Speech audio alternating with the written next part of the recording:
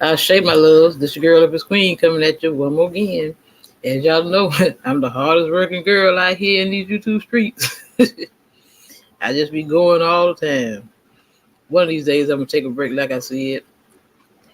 It's a rainy day, rainy afternoon in Georgia. Feel like it's raining all over the world. Now, today what we will be talking this evening we'll be discussing. Well, we won't be discussing it, but we will be listening to an audio book about the twin flames. And this is a subject that's, somewhat near and dear to my heart. Because it's a big part of spirituality that people really don't realize. And this is Twin Flames by Mari Silva, narrated by Ivan Busenius. Busenius, I guess that's it. But I got it in the description there, I can't pronounce all them old crazy names like that. Anyway, but before we start, I'm going to I'll give you a little background of what twin flame is. For those of y'all who don't know, the unawakened. Twin flames are seen as a soul that's been split in two. According to Spinelli, soulmates are two separate souls that are coming together in a way that feels distant. While twin flames are often mirror images, soulmates often complement each other. They're more like kindred spirits. So I'll give you a little more depth into it. Come on, here. This bad weather got my phone want to freeze up and everything. I'm working it too hard, I guess. The definition of a twin flame. A twin flame is an intense soul connection, which someone thought to be a person's other half, sometimes called a mirror soul.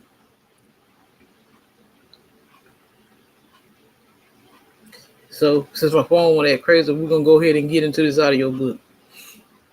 I have no copyrights to this. This is solely for educational purposes, my love. Narrated by Ivan Busenius. Introduction. Have you ever felt a connection with someone so strong that it was like a bolt of lightning coursing through your body? Did you ever meet someone and after only about 5 minutes of talking to them, you felt like you had known them for a lifetime? Well, we all form connections with the people around us every day. Some will be a glancing moment and forgotten in minutes, while others will stay with us forever. Are those people meant to play a significant role in your life? Or should you just forget about them and move on? We are constantly being told there is a person out there who is the one. But is that true? Is it possible that out of the billions of people on the planet, there is only one person who will become our perfect partner? With twin flames, then yes, there is a special connection out there waiting for you. Soulmates, however, are different, and life partners, well, that's another story. Maybe you believe, or maybe you don't.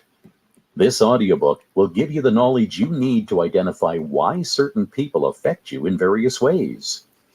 If you have soulmates or twin flames, surely life is perfect from the first time you meet.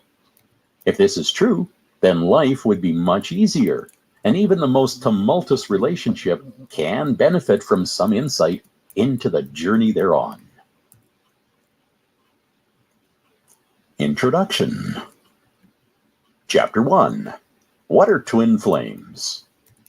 If you have ever met someone who changed your life completely, they may have been your twin flame.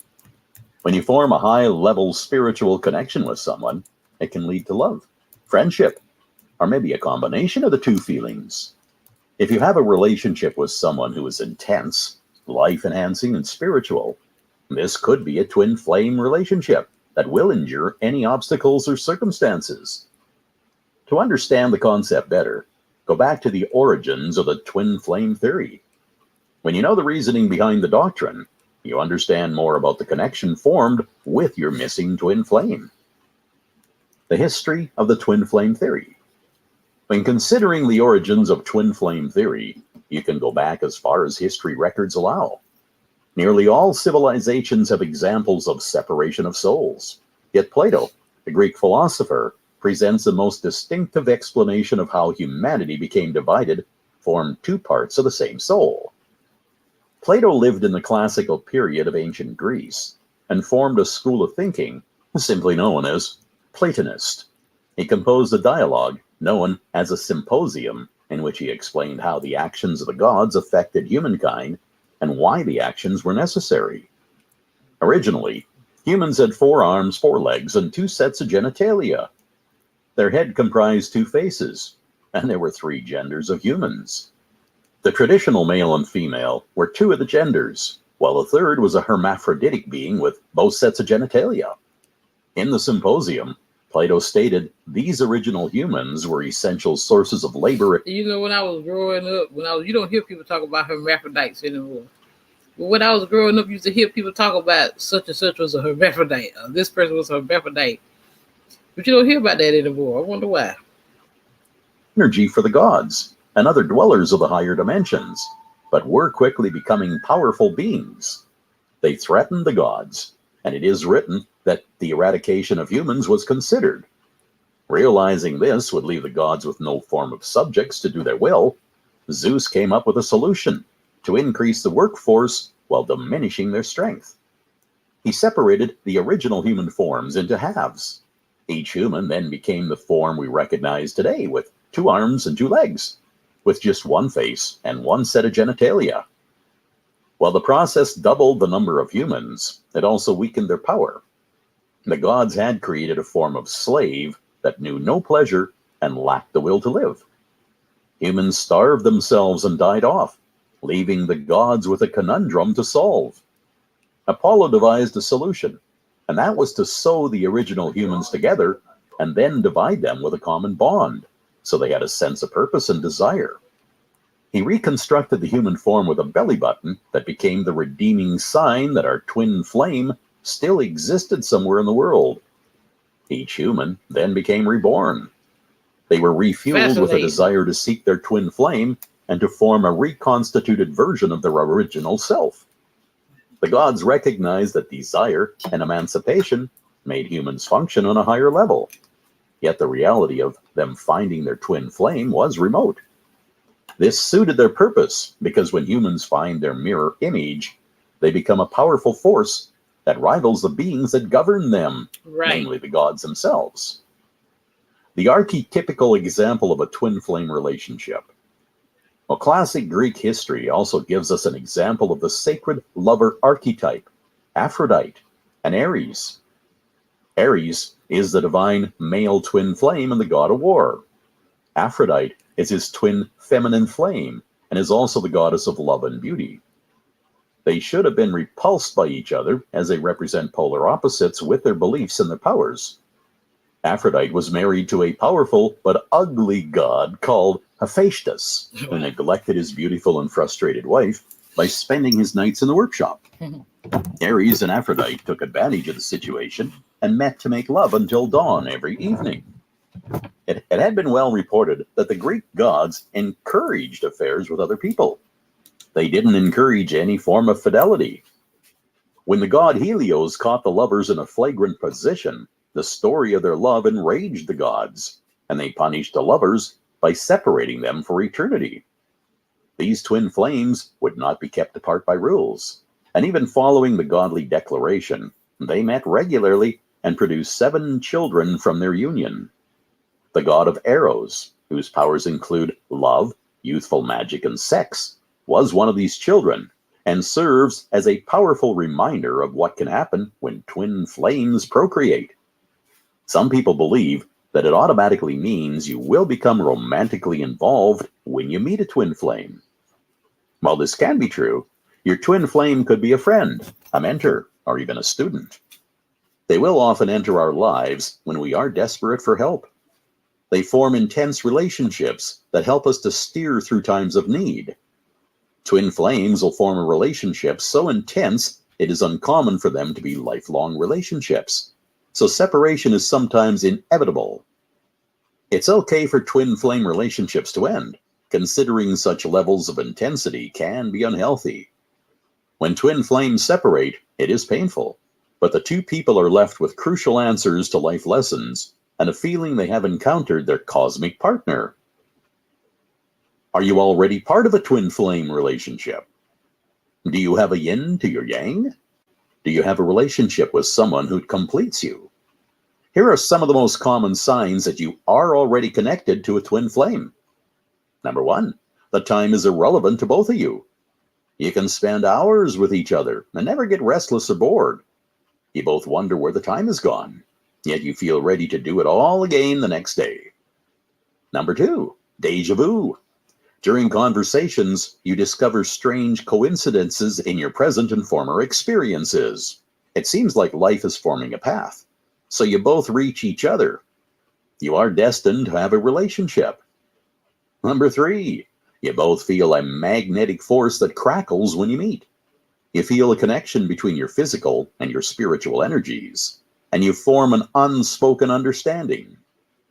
Number 4, your strengths make a perfect foil for their weaknesses and vice versa.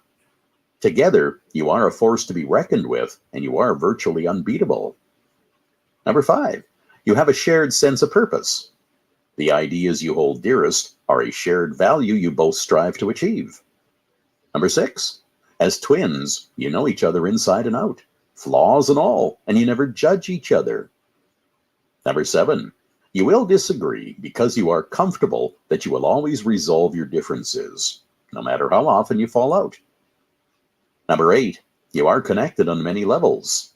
You may be partners, friends, shoulders to cry on, or mentors to each other. 9, you have synchronicity in your former lives. Sometimes you discover uncanny parallels in your personal history.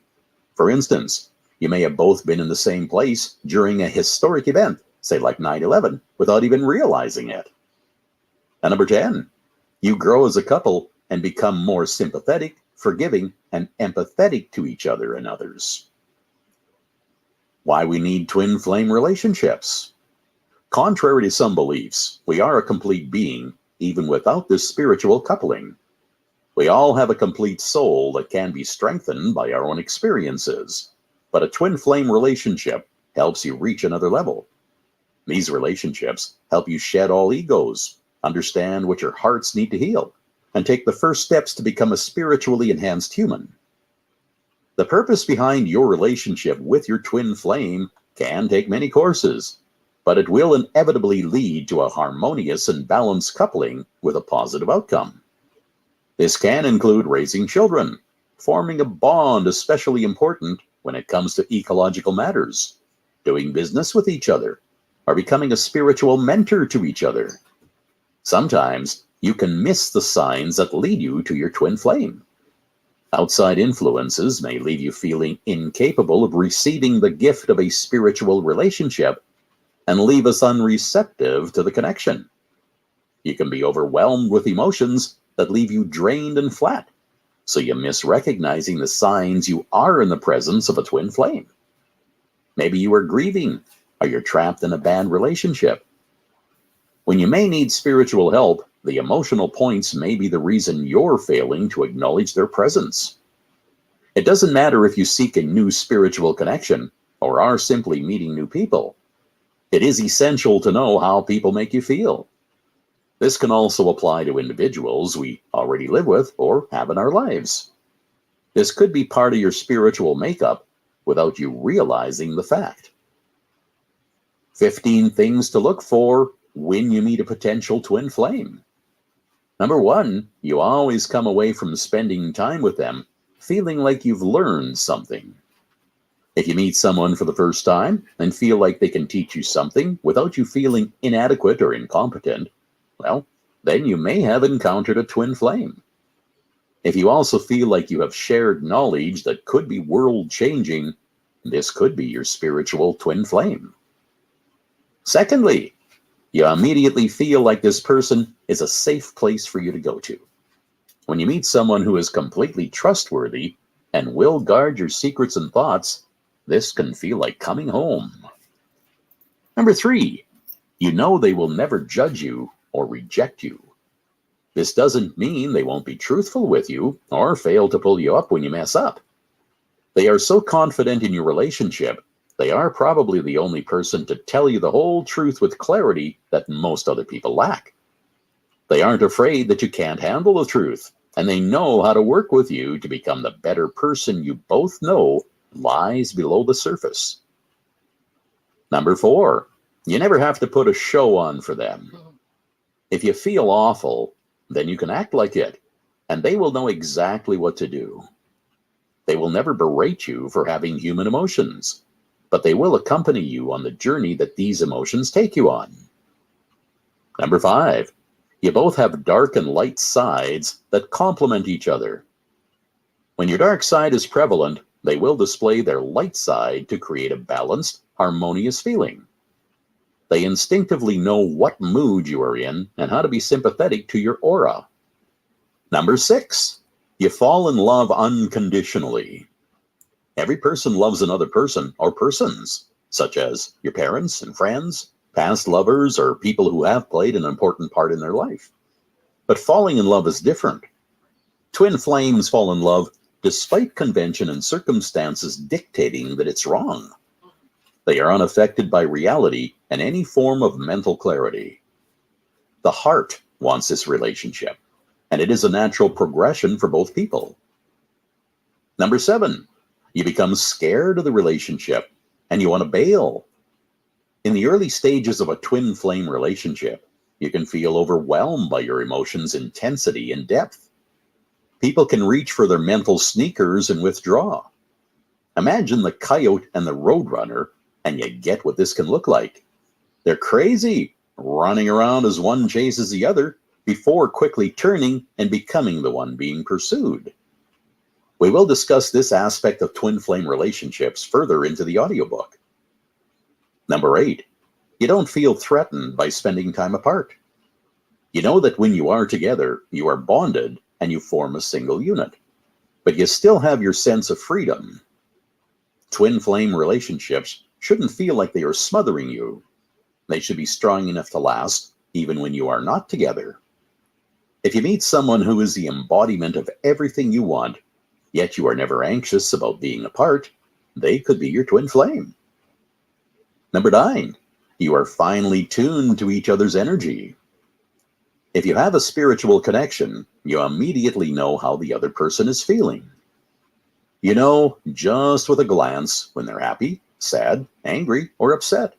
And you know they can feel the same level of empathy towards you.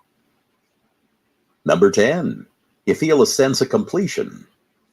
If you have been waiting for someone your entire life, you will know immediately that your search is over. Everybody knows that journeys can be arduous, especially when they are undefined by time. That relentless searching for a feeling of togetherness will stop once you meet your twin flame. You will experience a feeling of arrival at your destination, and you will happily step off the path of discovery. Number 11, you will be a mirror for their fears and desires. For example, if you are a creative soul who can create art and beauty with any medium, then your twin flame will probably be repressed and more likely to have no interest in the creative arts.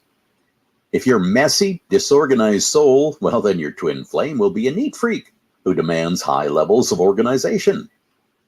If you are a dramatic character who overreacts in stressful situations, he or she will be a strong and willful partner who knows how to talk you down off the wall.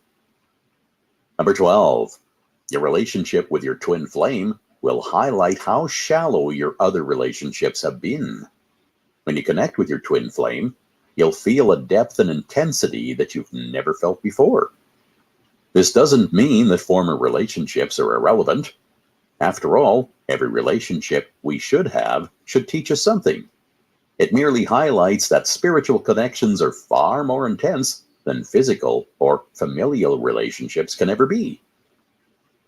Number 13, you can't think of a single thing that you would change about them. There are no rose-colored glasses in a twin flame relationship, and you both understand how the other person ticks. The difference is you embrace the flaws along with the qualities that you both bring to the table. You know that as a unit, you are spectacular, and you don't want to change a thing. You may both be at different spiritual stages, but your prime objective is to help each other reach a higher level and discover your purpose. Number 14, there is no sense of competition. If you have a twin flame relationship, you will have a healthy respect for each other. You will celebrate their successes just as they celebrate yours. There is no room for envy and resentment when it comes to life success levels. You may be more or less successful than your twin, but it's never a problem. You aren't competing, you're striving to become better as a couple. And number 15, they will be ready to commit fully to your relationship. This doesn't just apply to romantic relationships, as the word commitment can apply to all forms of unions. When a friend commits to another friend, it means that they will be there for them, no matter what. You know whom you can trust to have your back, and who is just a friend of convenience. Friends should come in all forms of commitment levels. The trick is to recognize them. Twin flame will cross rivers and mountains to come to your side whenever you need them, and they will stand by your side no matter what. The key part to understanding what twin flames are and how they affect your life is to remember that forces bigger than all of us are in force. You may not be ready to connect, but it is still essential to understand the signs that show you when the opportunity presents itself. Your twin may be unreceptive because they aren't at a stage in their life to meet you. So hold tight, because your time will come. And meanwhile, you will gain the experience of how to analyze the other people that you have in your life and your relationships with them. Chapter 2, Soulmates versus Twin Flame. What are the differences between these types of relationships?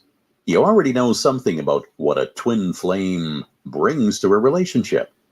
So what do soulmates mean to you? Well, what are soulmates? They are people who will enter your life and influence it deeply. They are aligned to your soul and may even have been a major part of your former life. Just like twin flames, they will mirror you to some extent. And when you look at them, you can see your own weaknesses and strengths.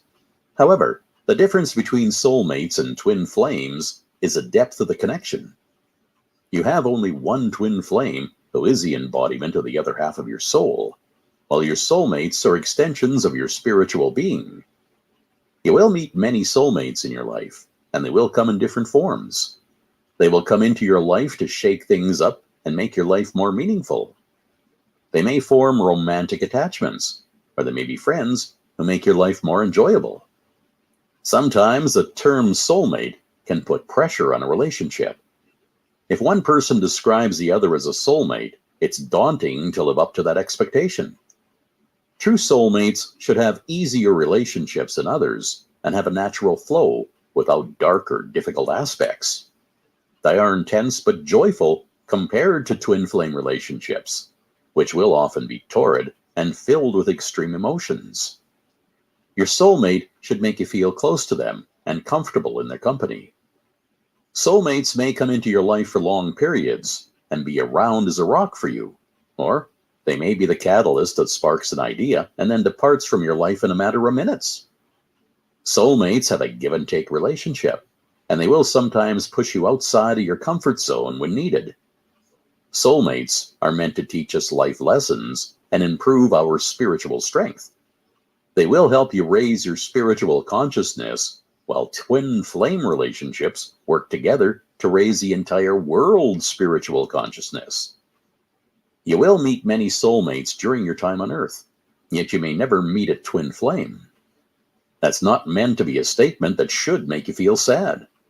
Your twin flame is a special part of your soul, but you don't have to connect with them to have a successful and fulfilled life.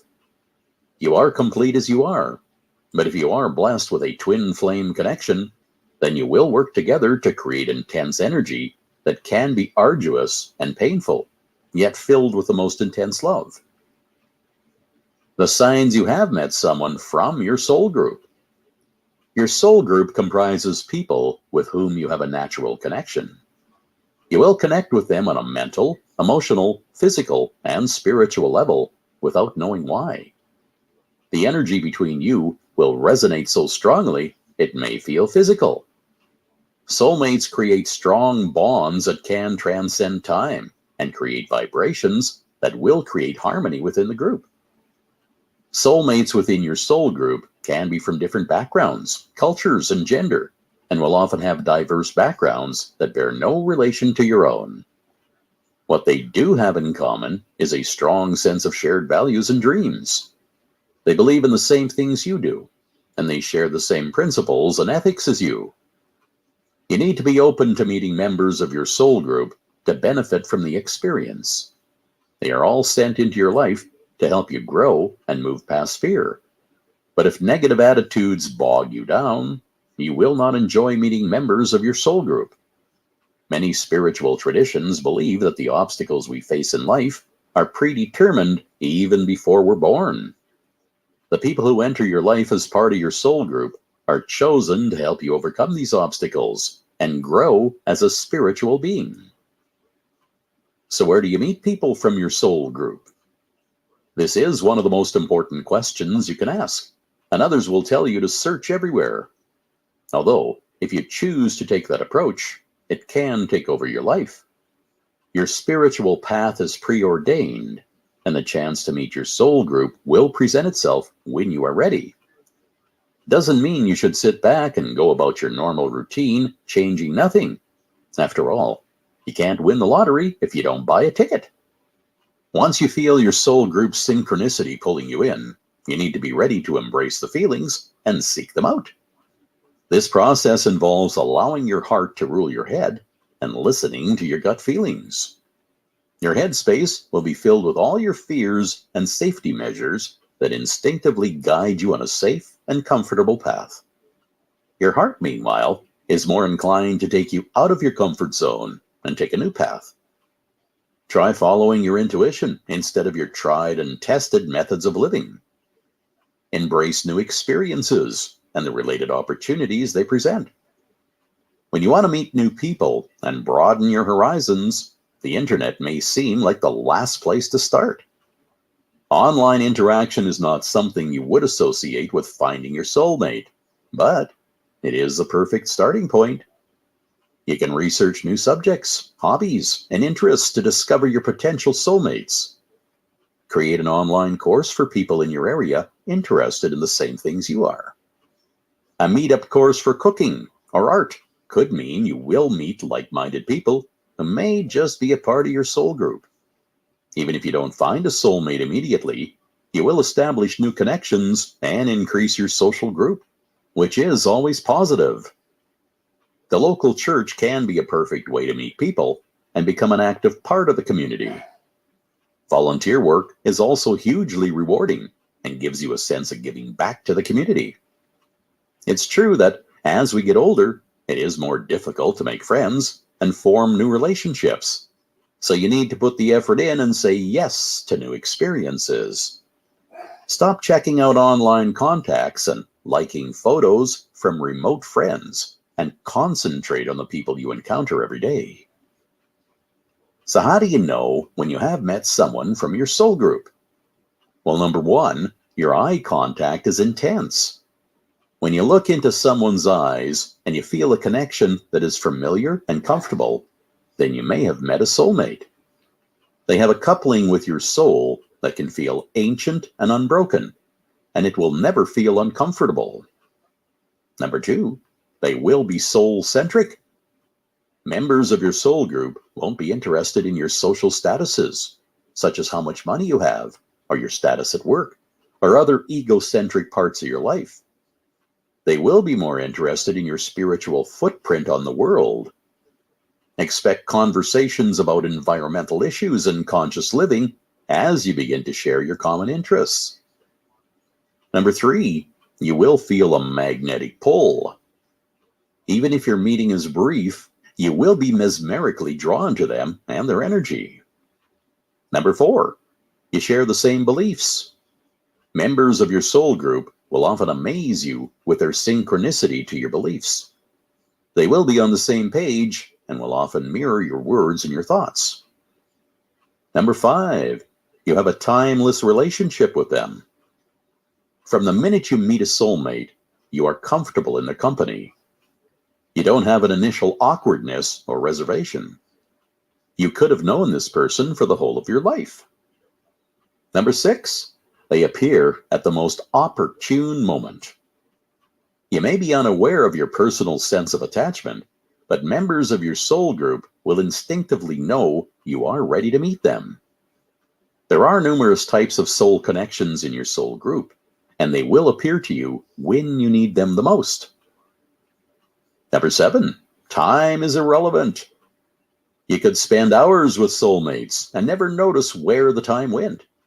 It's like the clock that governs your thoughts and actions has temporarily stopped working. You are so immersed in your connection, you feel that nothing else matters, and you refuse to be distracted by life. Number 8, they will challenge you without condemnation. Your soul group is there to make you grow as a person and as a spiritual being. They love to challenge you and push you towards circumstances that will test your life skills and your emotions. They will never abandon you, and they will always know the correct level of support that you need at any given time. Number 9, your soul will feel energized. When you have an encounter with one of your soul groups, you will come away with a feeling of nourishment.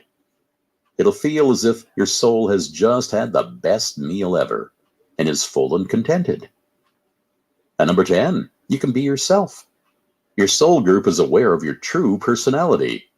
You will never need to be fake or pretend to feel things that you don't feel. The authentic you can rise to the surface and breathe deeply around your soulmates, and they will never judge you. The 10 types of soulmates.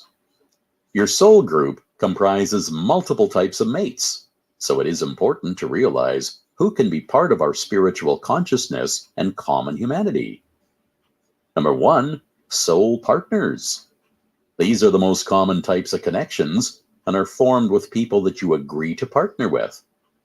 Most people associate this type and soulmate with marriage and raising a family, but there are many other types of partnerships to which we can commit. Forming a company with someone can lead to a connection that makes them part of your soul group, or it can be as simple as a beloved sibling who is your life partner. Nobody can travel through life alone, and our soul partners are here to remind us how intricately human lives are weaved together. Number 2, reincarnated soulmates. When souls reconnect in this life, it can mean they have unresolved issues from their past lives. They can also signify that the souls have spent countless lifetimes together. Whatever the case, this type of connection is one of the most powerful in your soul group, but you need to take precautions with the relationship. Try to disregard any residual feelings you have from past lives and judge each other on the person you are in this life. You may need to heal rifts and then let them go so that both of your souls can heal. Number 3, romantic soulmates. This can be the same as a soul partner, or it can be an opportunity to grow with the relationship. Everyone knows that romance is not the only ingredient in a successful relationship, and these connections are not always meant to be long-lasting. Romantic soulmates help us grow as a person and take the rough with the smooth. They may cause you devastating wounds or challenge you with their behavior, but they are fulfilling a purpose. They are teaching you how to form successful relationships, even if it isn't with them. Number 4, companion soulmates. Imagine a life in which all your relationships were romantic or family-based. That'd be hell, right? Who would you turn to when you need advice or support from someone removed from interpersonal relationships? Your companion soulmate or mates provide you with a support group you need to keep going on your earthly odyssey. If your life were written in a novel form, some people would describe soul companions as your spiritual sidekicks. They may be in your life for a couple of months, or even decades. It doesn't matter. They are the food and the drink that your soul needs, and they provide companionship for your spirit. Number 5, Soul families. These are not your actual physical family, but they are just as important. People worldwide who show the same passion as you do for particular causes or activities can be part of your soul family. Spiritual groups actively working to bring love and peace to our planet may never meet each other, but they will feel connected because of the depth of their commitment to that cause. Number 6, kindred spirits. These connections can be formed by a commonality that leads to shared experiences. They aren't always soulmates, but they are important to you and your life. Maybe you both have similar life experiences that strengthen your bond. Young mothers struggling with their newborn babies will turn to kindred spirits in the same situation. People in the same profession may become part of your soul group because they understand the tensions and the stress that your career involves.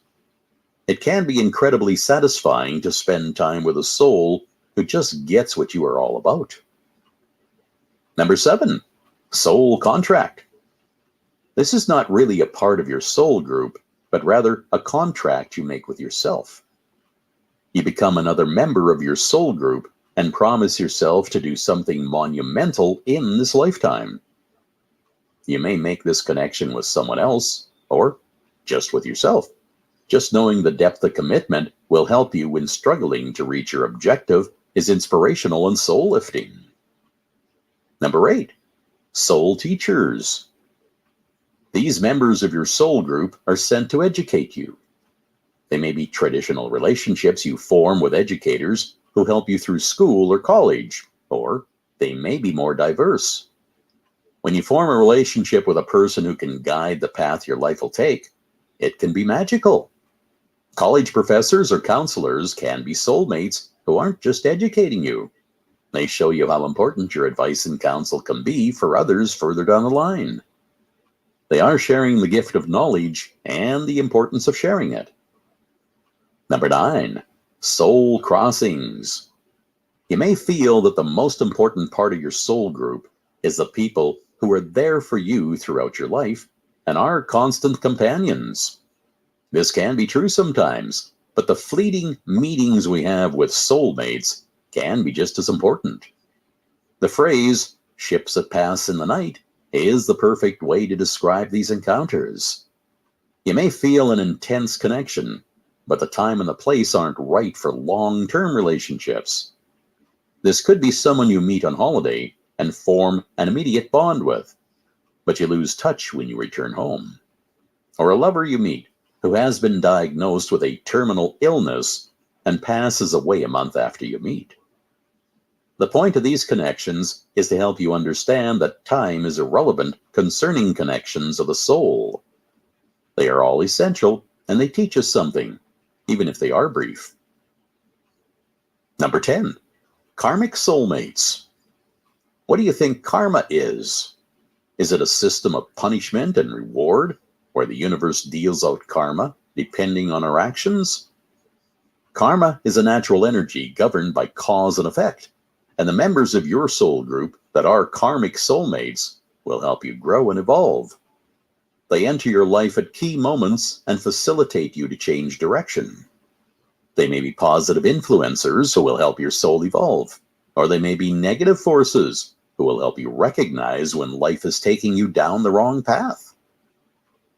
Our soul group provides the support and encouragement needed to get through life.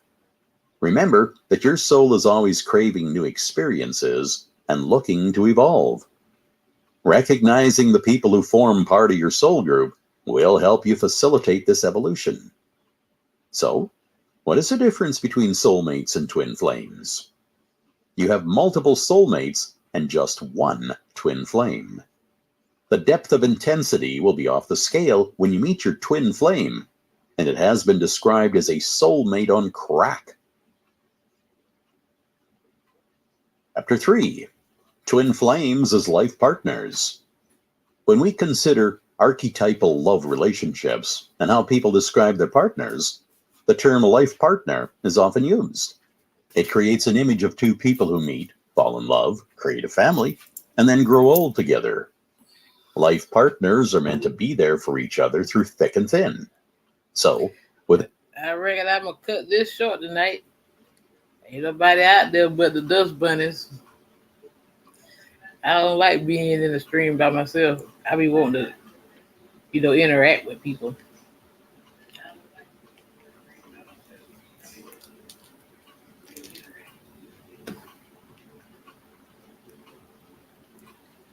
I reckon I give it maybe, I don't know. Let me see.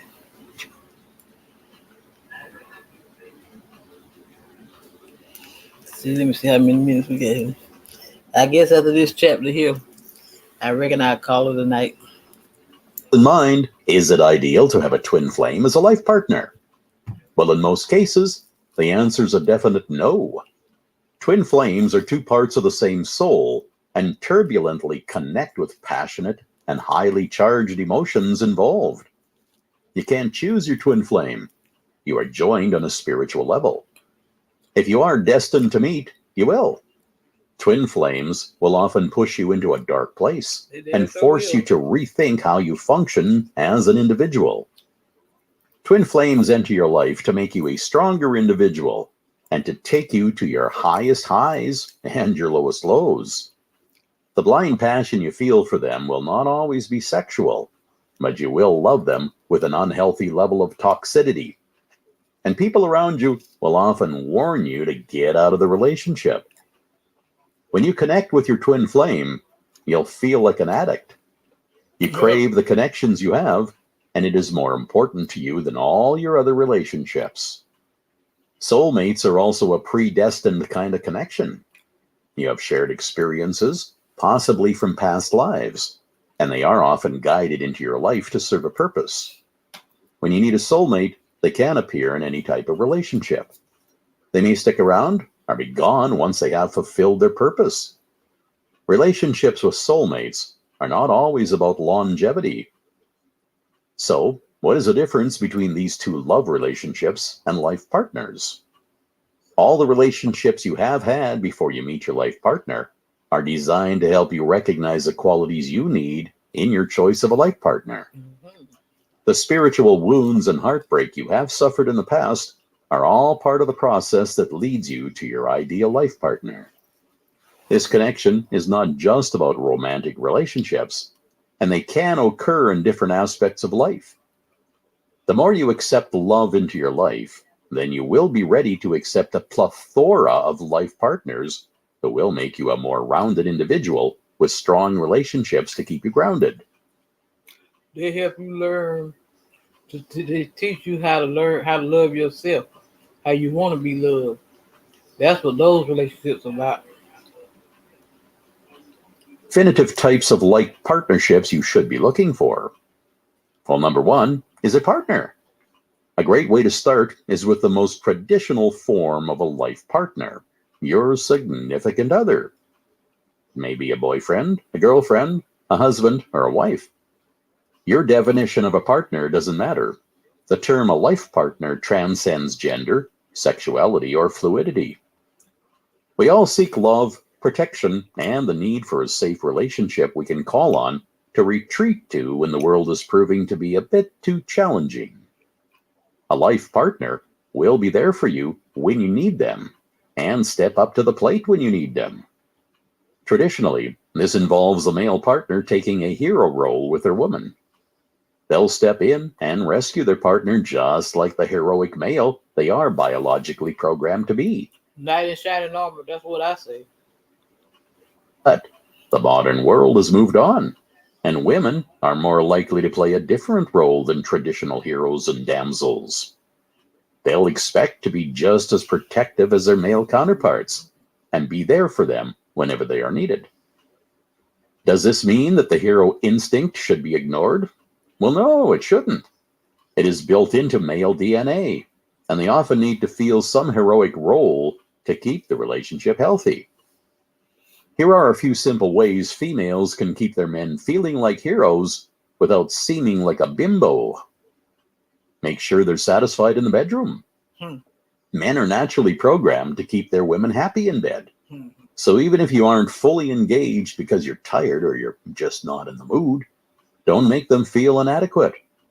Act like you can't keep your hands off of them, which is That's what I'm talking about. Not somebody that just want to be selfish in the bedroom. They want their cake and eat it too, but they don't want to eat your cake. fully true. And tell them exactly what you love about them. Experiment between the sheets and have just as much fun planning new positions or places to try them out. The best way to make men walk tall is to let them know they're keeping you happy in bed. Ask for assistance. We all want to feel equal in our relationships, but certain tasks suit men physically. Choose the tasks that suit your strengths and ask him to help you with the others. Let him open those tricky jars or help you carry stuff from the car. Why would anybody struggle with stuff when they have someone who will willingly do it for them? And share decisions. Modern women are so often in control of their own lives that when they enter a relationship, they just naturally take over the decision-making process. Well, this can be emasculating for men, but they will often choose a quiet life rather than assert themselves. Women must share major decisions like where to go on vacation or which place to book for dinner. Ask him for his opinion, and you will avoid any simmering resentment, and you may even be pleasantly surprised at his input. Number 2, the mentor. Question, family. How can a man expect for his wife? I'll just say it like this. How can your significant other, a man or woman, expect for the other person to be satisfied with them when they not satisfying them in the bedroom? We all grown here. They want they want they cookies, they want to get they heads sucked. They don't want to eat the punana. Y'all give me y'all input on that. This role is typical of a different form of a life partner. They will be the rock you lean on when you need advice that is practical and from the heart. Some people mistakenly expect their romantic life partner to fill all the roles in their lives, and this pressures the relationship and can cause it to fall apart. This life partner can have played a significant part in your education, maybe a lecturer or a school teacher or a teacher at college who has guided you to the path that you are on. It could be a person in your workplace who has taken you under their wing and shared their knowledge with you. Mentors come in all shapes and sizes, and some will be there for you throughout your life, while others may just bow out. Even those who have left are classed as life partners. They haven't left the relationship due to toxicity or disagreement and can be called upon for advice whenever needed. Number 3, anchor. Whom do you turn to when your life hits a speed bump, or you need someone to turn to when your relationship is in turmoil? Your anchor is the person who will be there for you when you need help, no matter what the time or the circumstance. You trust this person and have chosen them to be your life partner because of their intuitiveness and level of thinking. This is not a relationship where your anchor will agree with you on all levels and back you up. This is a relationship that will help you consider all sides. They will play the devil's advocate and suggest different ways to go for you in the future. Anchors will ground you and help you set achievable priorities in your life. Number 4, a confidant. This type of life partner is the one you tell your deepest, darkest secrets to. You know this relationship is unbreakable, and you know that your secrets are safe with your confidant. You know you can talk to them in ways that others may find shocking. You can share how you really feel about the woman at work who everybody loves, and you don't understand why. Your confidant won't judge you or call you out for being nasty. They will probably have some equally cutting things to say about the people you know that will have you both in fits of laughter. Having a person with whom you can be as mean as you like helps you keep the rancor out of your normal life. We all need to let off steam now and then, and your confidant understands this. The main difference between soulmates Twin flames and life partners is all about the connection that you form. Soulmates and twin flames will automatically know you. They understand what drives you and how your spiritual being functions. Life partners need to learn about you. You are forming a relationship with life partners without the same history as soulmates and twin flames. You won't feel a deep level connection immediately. In fact, it may never occur. And that's not a bad thing. Deep spiritual relationships often come with baggage. There are intense emotions involved both in this life and previous ones, which can affect both partners. These connections are designed to test your boundaries and will often cause intense pain and heartache. Life partners are people you have a lot in common with, and you feel a depth of love just as important, but it needs to grow.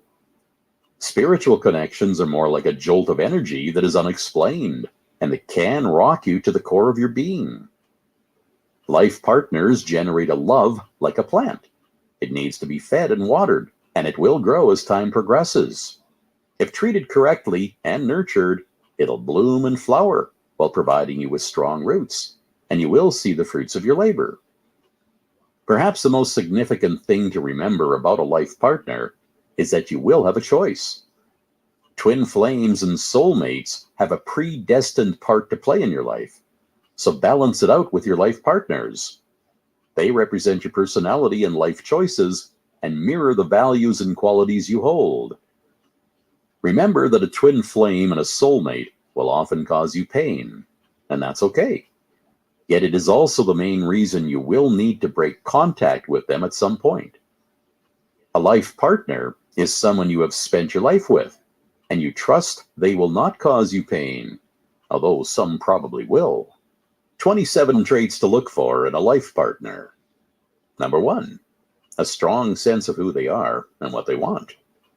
You need someone complete. When you form a relationship with a life partner, they need to be in the right frame of mind to become committed. If your life partner needs you to define them, then you probably will spend all your time propping them up, and that's not healthy.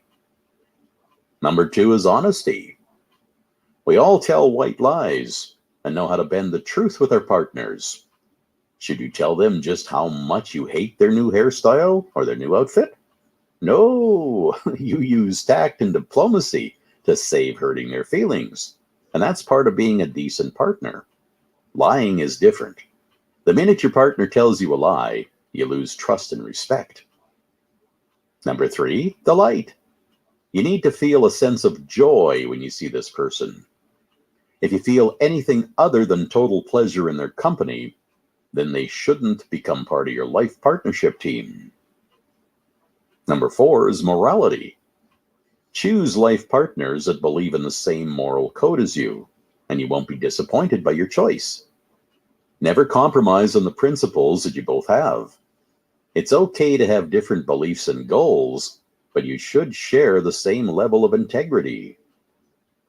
Number 5, responsibility.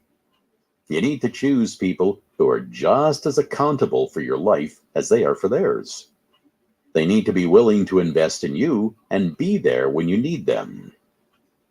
Number 6, a shared sense of humor. Everybody has different things that makes them laugh, but you do need a life partner with whom you can share the funny stuff. Make sure they don't take themselves too seriously and that they can laugh at life. You will need that shared humor when times get tough. Number 7, inner strength. When you are feeling weak or vulnerable, you need to know they have the strength to prop you up. This can be a strength physically present, as well as mental strength. Sometimes you just need to be the one being looked after and embrace it. Number 8, ability to trust. Some people are unwilling to lean on others and find it hard to trust other people. A balanced relationship means that both partners can be strong ones whenever the need rises. Your life partner needs to be in a position they can trust you to take the lead. Number 9 is maturity. You must be both at the same point of emotional development in a loving relationship. Mentors and anchors can be different, but you both need to be adults in a loving relationship. Immaturity is not an attractive quality in your life partner, and it will soon become a problem if your partner becomes an adolescent in your relationship. Number 10, compatibility. Well, this should be evident from the first day that you meet. If you clash over simple things, then the chance of forming a successful life partner relationship is very slim. You can't work on your reciprocity because it is a fundamental part of the relationship. Number 11 is independence. A successful relationship means that spending time apart is not a problem. Life partners should have separate interests and hobbies and realize that independence should be a part of who you are. Never give up your identity to become part of a couple. Your identity should be what makes you so attractive to your life partner, and a major reason they love spending time with you. Number 12, the same level of commitment. Avoid people wary of commitment. A relationship will only grow when you are both on the same page. This doesn't mean you need to take things too quickly, but you need to know that a life partner won't bail on you once the level of commitment is raised. Number 13, vulnerability. If someone has their emotional walls up, then you won't be able to form a fulfilling relationship with them. Humans are naturally vulnerable, and while it is essential to have barriers, you also need to know when to let them down. This applies to partners as well. How can you get close to someone who is impenetrable? Number 14, the ability to debate. While life partners may not be as contentious as twin flames or soulmates, differences will inevitably occur. You need to know that your potential life partner can thrash things out so that it suits you both. If they tend to sulk or shout without resolving the problems, well, then you will both become frustrated when arguing. Number 15, humility. While self-assurance is a quality that can be incredibly attractive, self-centeredness is less attractive. Humility is essential in a life partner. After all, if they are incapable of admitting their mistakes, you will be blamed for things for which you are not responsible. Number 16, affection. Some people are comfortable with public displays of emotion, while others are more discreet. Both attitudes are fine, but make sure your potential life partner has the same attitude as you do. If your life partner is keen to hold hands and kiss in public, but you aren't, it will lead to problems. Similarly, if you need affection and they are unwilling to give it, you will feel neglected. Number 17, empathy. Life partners are there for you, so the ability to show empathy is essential. They may not fully understand what you are going through, but they should be able to comfort you and make you feel better. Number 18, a balanced sense of ambition. When you form a loving life partnership, you need to be clear about what you expect from the relationship. For instance, if one of you is content to live in a comfy family home and work a regular 40-hour week to pay the bills, and the other one wants to be the CEO of his own company and is willing to work 18-hour days, well, then it can cause some conflict. Some couples will make it work, but they need to know what lies in store for the future and any concessions they will need to consider. 19, a healthy attitude to relationships. This doesn't mean that they have to show a perfect dating history. After all, relationships take many forms. They need to have a sense of family, whatever that means to them. It could be their relationship with their actual family, or the bonds they have with coworkers. The main thing to watch out for is people who have no relationships. This isn't normal and can be a red flag regarding their ability to form new relationships. Number 20, open-mindedness. Nobody wants an inflexible partner. You need to know you will grow as a partnership and embrace new ideas and experiences. 21, faithfulness. Without fidelity, a loving relationship will fail. Even if both parties commit to an open relationship, the cracks will appear quickly. You need to know that when your partner is somewhere else, they are still faithful to you. Number 22, mutual sexual attraction. Loving life partnerships often thrive better with a healthy dose of lust thrown into the mix. You need to know that the attraction you feel is mutual, and you both want to rip each other's clothes off at any given time. You also understand that you will feel the same way even when your potential partner feels unattractive, maybe because of illness, for example. 23, curiosity. A naturally inquisitive nature is part of a successful life partnership because you both know you won't tire of life anytime soon. You want to choose someone who will be your willing partner in life's adventures and a perfect companion for the future. Number 24, flexibility. You need to know that your potential life partner knows that life is full of opportunities, and sometimes they will need to drop what they're doing and just roll with it. Life is a series of natural events and spontaneity. If you are too busy making plans, well, then it's going to pass you by. Number 25, forgiveness. Nobody is perfect, and you will make mistakes that will hurt each other. Your potential life partner needs to be a tolerant person who will not hold grudges and can forgive freely. Number 26, enjoy simple pleasures. Life is not filled with huge, monumental experiences. It is mostly mundane and uneventful. So, if your life partner is a positive soul who derives pleasure from everyday experiences and encounters, they will bring joy into your life. Sharing a piece of pizza or watching the sunset in the evening may not seem life-changing, but if they are enjoyed with your life partner, well, then they can be unbeatable. Number 27, communication. The cornerstone of all relationships. Your set of life partners should know how to reach you on every level. They should be articulate, knowledgeable, and great communicators because you need people who are eloquent and open to discourse. Chapter 4, Stage 1, the search. When you search for something, it can become a mission like no other.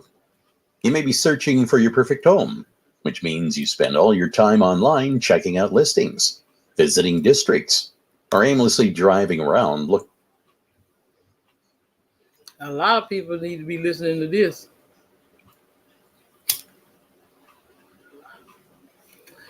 Because they don't know how to treat a real woman. They want what they want when they want it. No equal give and take, you know. It's all about them. Me, me, me, me. Damn you. As long as they get their rocks off. Shit, I like head just like them motherfuckers do. for real estate signs outside of properties. You know what you want and how to look for it, but the search can become all you think about. When that happens, you can neglect other areas of your life. Perhaps you have experienced this type of obsession and think this is the perfect way to search for your twin flame. Well, the news is in, and searching for your twin flame is a process unlike any other you will ever experience. You aren't looking for a physical object or something that is essential for your daily life. You're looking for a spiritual connection with a part of your soul separated from you for many millenniums, and the chances you will reconnect are slim. Does that mean we shouldn't try? After all, if the percentages of you meeting are so low, why bother, right? Of course, people will take a negative stance regarding the search for their twin flame. But if you decide to go for it, then you are opening the possibilities of the most fulfilling relationship of your life. Well, my loves, I think I'm going to call it a night. We got about 2 hours and 12 minutes left of this audio book. So I'll come back tomorrow. I don't know exactly what time, sometime tomorrow, and and air the rest of it. I might just do it as a premiere. It all depends on how I feel.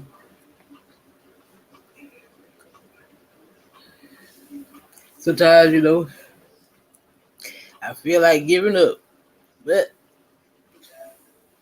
the Most High said no. I'm talking about, with my channel, but I said, I said, no, no, no, don't give up before it take off. Sometimes I get kind of frustrated because people just act like they don't want to come and learn nothing that have to do with spirituality. Now I tell you now, if I had all kind of foolishness, if I was out here showing my ass and out here showing all that bullshit that's going on out there in the streets, I'd probably have 1 million subscribers because the world want to see us act like a bunch of damn monkeys because that's what they already think we are. So I'm trying to put something in. I'm trying to educate you, Lord. I'm trying to I'm trying to put something in your head. You know, that's what I'm here for. To raise the consciousness of the collective. To give you meaningful information. Something that's gonna help you. Something to help you understand. Something to help you see through this matrix. See through the veil. See through the illusions. Because once you wake up, you never see shit the same again. No matter how hard you try. What's up, Prophet, my love? Keep going. I was just going to stop, boy. I sure was. I was gonna call it a night. I said, damn, I ain't got nobody. I'm preaching to the bleachers, look like. Keep it moving. All right, baby. You could experience the ultimate form of spiritual fireworks and the most intense emotions imaginable. Does that sound like it's worth looking for? Then let's level the playing field and make sure you are prepared for the first stage of twin flame development. First, you must understand the concept of divine timing, as this is the process that governs a twin flame journey. Unfortunately, the way we have been taught to think and view the world conflicts with the concept of divine timing. If you can change the way you think and adopt healthier thoughts about the journey to find your twin flame, then the process will become less distressing. Common misconceptions about divine timing and how to change them. Misconception number 1. You need to change yourself and your environment to allow divine timing to happen. Consider how we view our normal physical world. What must we do to improve our situations and our achievements? We must work harder and dedicate ourselves to the search for success. We must give 110% to everything we do, and only then can we expect to be rewarded for our efforts. We often think that our effort and dedication are the only way to achieve anything worth having. While this is true in the human world, the spiritual world is vastly different. Cast off the 3D concept and surrender yourself to the grace of divine. That's what I'm trying to see. See how I can't make this up, babies. See, that's how I know there's a God. I mean, a lot of people don't believe in God, but I believe in God. I know the Bible was all mixed up. All that Jesus, I know all that's a bunch of foolishness. But I know that there's a source, a life source that created us. I know that. I can't nobody tell me nothing other than that. But what I'm trying to see, I said all that to get to this point. I just said that. I just said I just feel like giving up. And I hadn't even listened to this book yet. Everything that I broadcast, I listen to you. I listen right along with y'all. I'm learning with y'all. I don't. Nobody knows it all. I'm continually learning. I'm learning along with y'all with the family. And I just got it out of my mouth. Not even 2 minutes ago. I'm trying to get y'all out this damn 3D. And the damn man didn't come right behind me and say it. See how God works? In timing. Allow the universe to dictate when things will happen and float on the flow of inevitability. Divine timing means you need to let go of the concept that you control what happens next and just enjoy the gliding sensation of the current that is the universal flow. How to fix misconception number 1. Surrender your ego. Self-confidence is an important part of our makeup, and it can help you achieve great things that seem impossible. The spiritual world is different. You need to become part of something larger than your ego. Stop demanding that certain things suit your time frame or in the manner you find acceptable. See? Stuff will happen. See what I'm talking about? See what I'm talking about? Even now, I'm getting chastised. See, I admit my wrong because I know I'm not perfect. I never profess to be because no one is. See, I just said sometimes I feel like give it up, but I said no. The Most High said no. Just wait because it'll take off. And now listen to this what he's saying. Now listen, I just said it. God works, boy. God always. Lord have mercy. I just ain't got the words to say it. See how God always show up and motherfucking show out. That worth having. While this is true in the human world, the spiritual world is vastly different. Cast off the 3D concept and surrender yourself to the grace of divine timing. Allow the universe to dictate when things will happen and float on the flow of inevitability. Divine timing means you need to let go of the concept that you control what happens next. See what I'm talking about? See what I'm talking about? You can't tell me ain't no God. I thank you. I give all praise to the Most High. And just enjoy the gliding sensation of the current that is the universal flow. How to fix misconception number 1. And you see, that's always been my problem. Patience was never a virtue of mine. See? But I just can't say I gotta say it again. See how I just got chastised. You know? I was feeling kind of low. Kind of feel they had my little confidence level went down for a minute. See what I'm saying? And the Most High showed up and showed out, baby.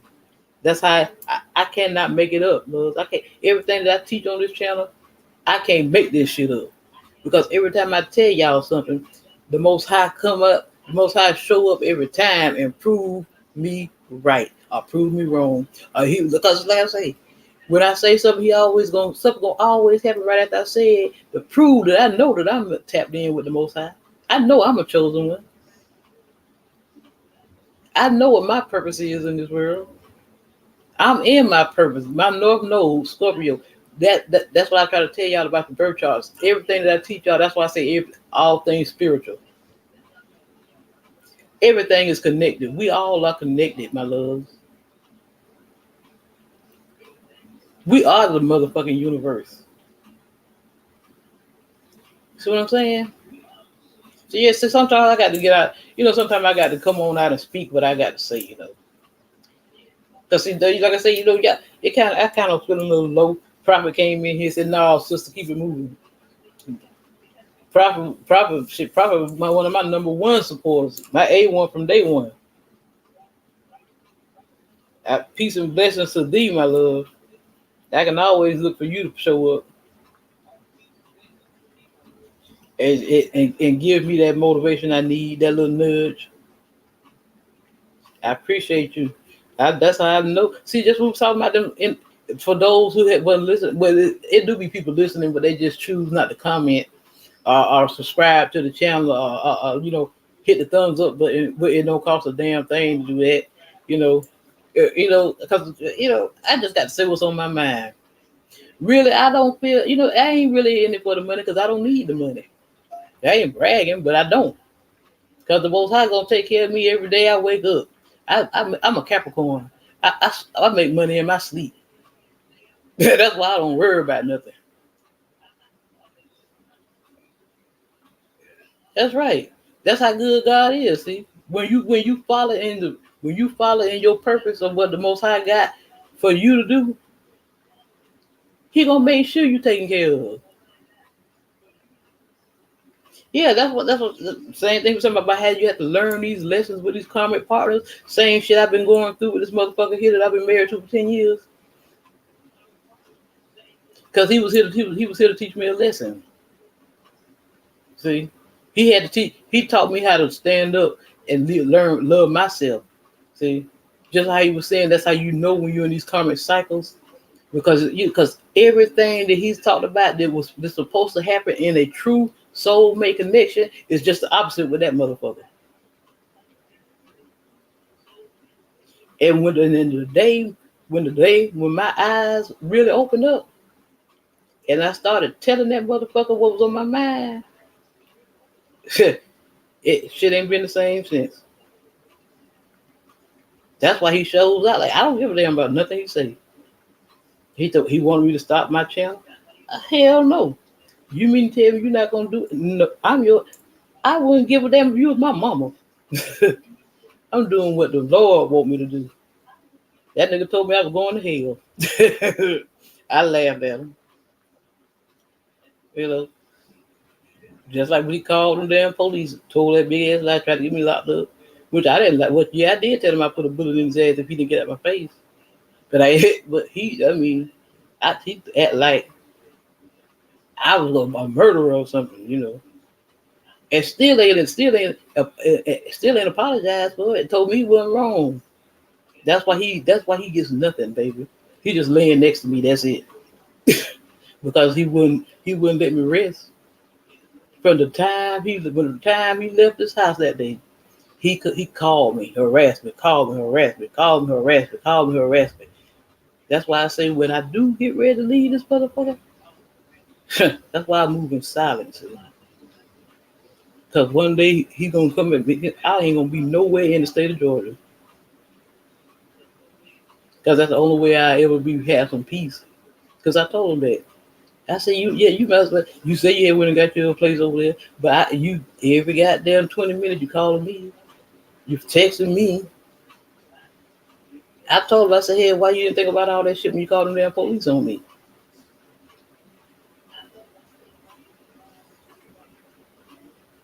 And I said, you ain't gonna let me rest no way, so you might as well come on back home. But that's just it. You just here. Because I say you probably don't roll by the house 100 motherfucking times. He ain't said a word. Cause trying to see what the hell I'm doing. See what I'm talking about? That's how you know that's a narcissist, see? And I told the police, I said, you know what a narcissist is? That's what he is, a motherfucking narcissist. I said, he sit there like he just as innocent as he can be because he's older than I am. I said, what I tell you, that's a black ass demon there. That nigga ain't shit. I said, in many times you don't threaten me. Have I ever called the police on you? Oh, I said, come on, man. I said, yes, sir. Oh, I don't trust her now because I feel like I could be in there laying down asleep and bam, blow my brains out. I said, what? You see what I'm talking about? Motherfucker, sound like he wanted me to go to motherfucking jail. See what I'm saying? But he said he ain't wrong. He ain't apologized about that shit yet. That's why he catching his karma. Motherfucker in there sick right now. Can't have damn. I don't enjoy seeing it, but when you do, what goes around come around, my babies. You reap what you sow. You can't go through life treating people like a dog and expect them to just still love you. No, you can't do that. Life don't work like that. How you supposed to be? Say you love somebody and you gonna do some shit like that, or every time something go on in this house, you got to run to your hometown and call your people and tell everybody know what's going on in this house. See what I'm talking about? You don't do shit like that. I ain't never like to put people in my business. I'm a quiet person. I like peace and harmony. I can't stand a whole lot of foolishness. That's why I've always been a loner. I always like to be to myself. I don't fuck with people. I never had friends. I had associates. You know, you can't trust everybody. Because if somebody got there if the first chance they get, they'll sink you.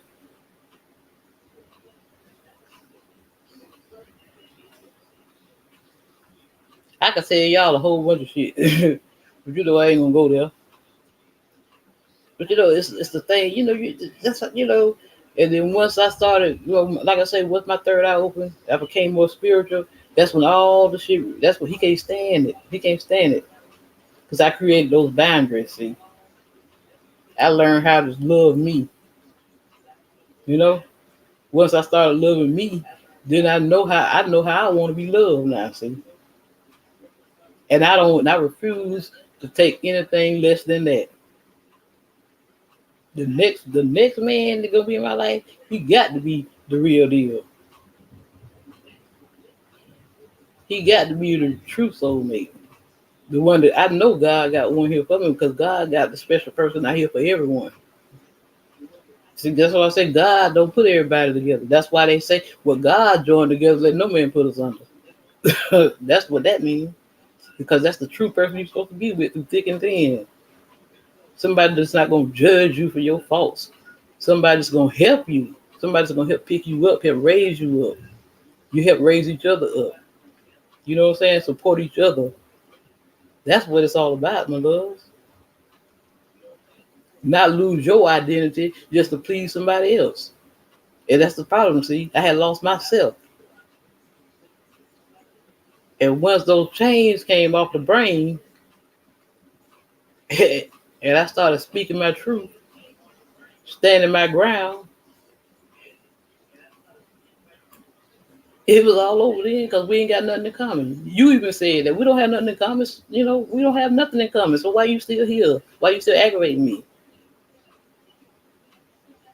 Trying to block me, but it ain't gonna happen. Cause you can't block what the Most High got for me. Cause you ain't doing nothing but hurting yourself. See what I'm saying? I don't have to do nothing to you. God gonna take care of you.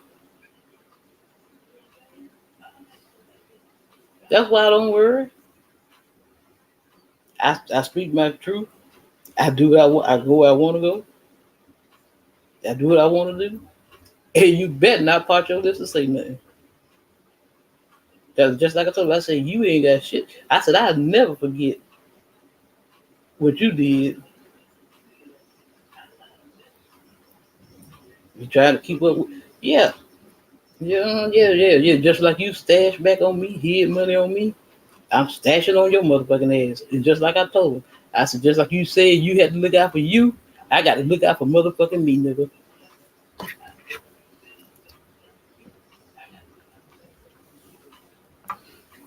Surrender your ego. Self-confidence is an important part of our makeup, and it can help you achieve great things that seem impossible. The spiritual world is different. You need to become part of something larger than your ego. Stop demanding that certain things suit your time frame or in the manner you find. It ain't nothing like a peace of mind, prophet. Ain't nothing more greater than a peace of mind. It's like he tried to disturb my peace. It seems like every morning, but I don't let it happen.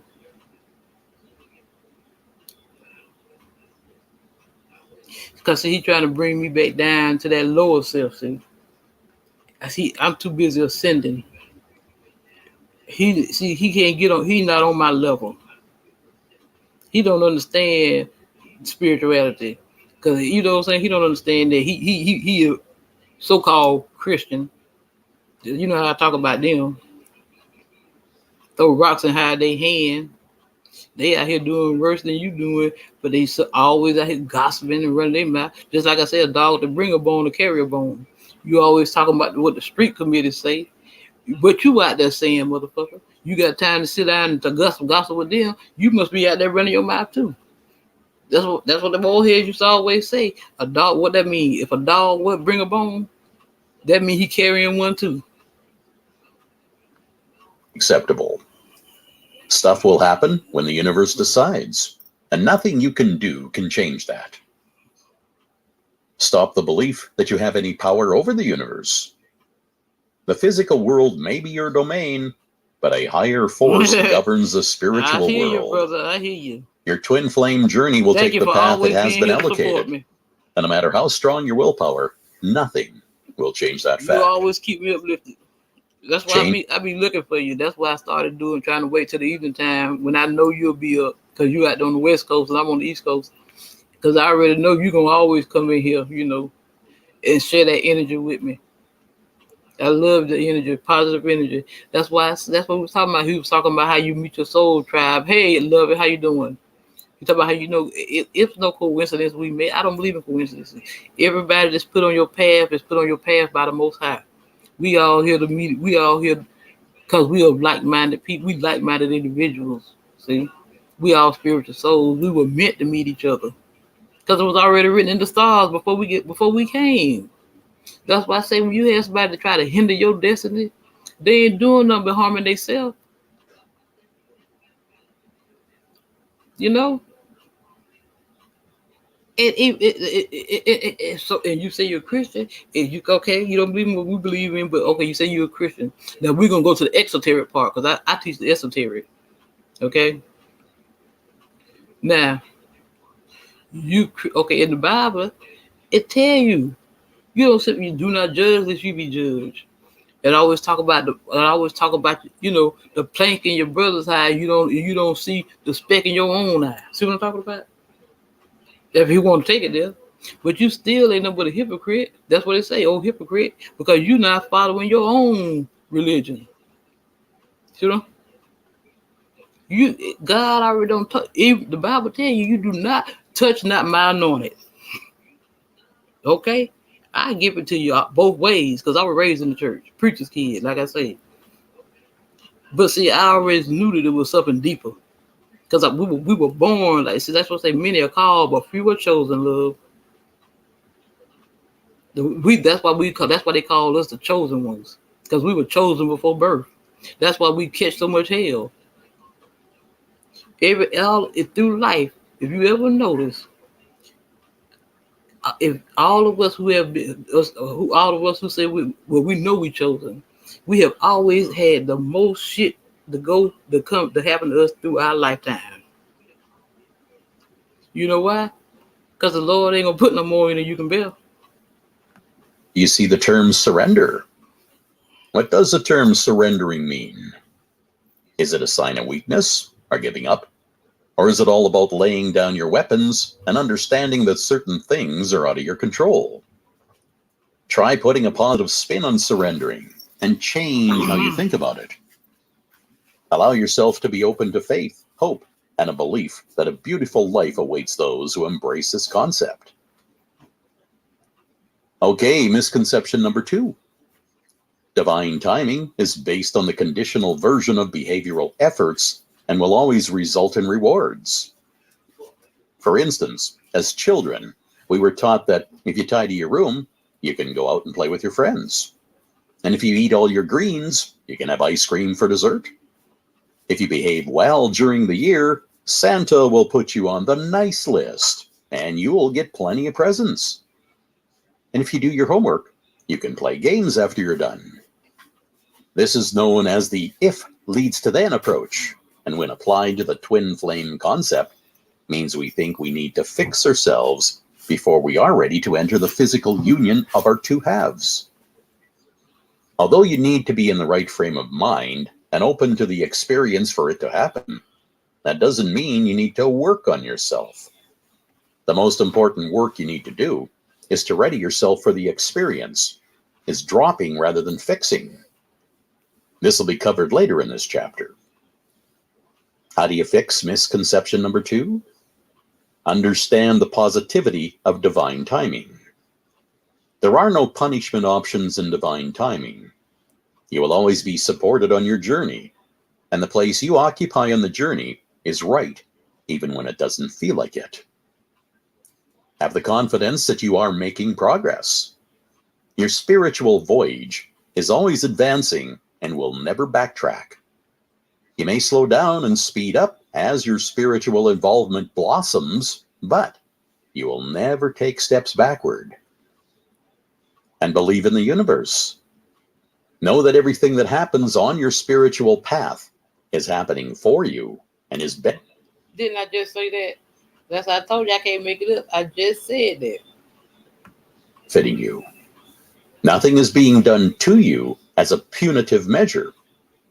This concept is so different from the physical world, it's kind of difficult to grasp. Think of it as life is your ultimate support system, and you will benefit from it for as long as you exist. Misconception number 3. Divine timing is a force that exists apart from our physical reality. How do you believe we are governed on Earth? Is there a vengeful force ready to smite us whenever we get it wrong? If you have been taught to follow popular religious ideals, then you are probably all too aware of the concept of a vengeful being that needs to be worshipped and obeyed. This leads to a belief that you are powerless and you need to please people and follow the doctrine. See, I told y'all I can't make it up, prophet. Every time the Most High always come through, Spirit. Those who have been taught this believe that the only way they can feel safe and accepted is when everybody around them is happy and content with their circumstances. This means everybody is seeking justifications for self-worth and looking to others to guide them on their journeys. You need to remember that you matter above all else, and that divine timing is all about letting go of the please others first mentality. How to fix misconception number 3? Well, now is the time to clear your preconceived notions of how you think about your earthbound self and its connection to your spiritual self. When you reincarnate on Earth, a significant I can't make this shit up. portion of your soul remains in the spiritual realm. A larger, all-loving, all-seeing portion of us remains outside of earthly reality and works hand in hand with the universe, or the ultimate source of energy, to coordinate the divine timing that governs your spiritual journey. Your earthly self is governed by human doubts and restrictions, but in the spiritual realm, there is a bigger, more powerful part of your soul to bat for you every minute of every day. This spiritual part of you is the ultimate cheerleader for your physical you, and will work tirelessly with the original source of energy to align you and on how you meet your twin flame. This extended part of yourself knows all about the bigger picture, and it will help guide you to the point of greatness where you are prepared for what the universe has in store for you. Put your trust in this extended part of your soul and let it take control. It makes things so much easier when you know the nudge it gives you, and you recognize when your spiritual self is making a difference. Personal growth and how to prepare yourself for your twin flame. Now you know how the spiritual world is geared up and ready to accompany you on your quest. It's time to get your physical self. I told y'all. See, that's what I say. I say all the time. People just can't handle the truth, prophet. Because you know what? I can't do nothing but tell the truth. Because I am the truth. I am the truth. You know? You say walk in the truth, walk in your truth. See, that's what the problem is. See, I like shining so bright, prophet, to be irritating their demons. In the best form for the journey. This means you need to become the best version of yourself possible, both physically and mentally. You know that any future interaction with your twin flame will be demanding on your emotions and will create inner turmoil. This can affect your physical and your spiritual health, so they both need to be at their best. These suggestions are all about getting to know yourself inside and out. They encourage you to dive into personal development and embrace the process.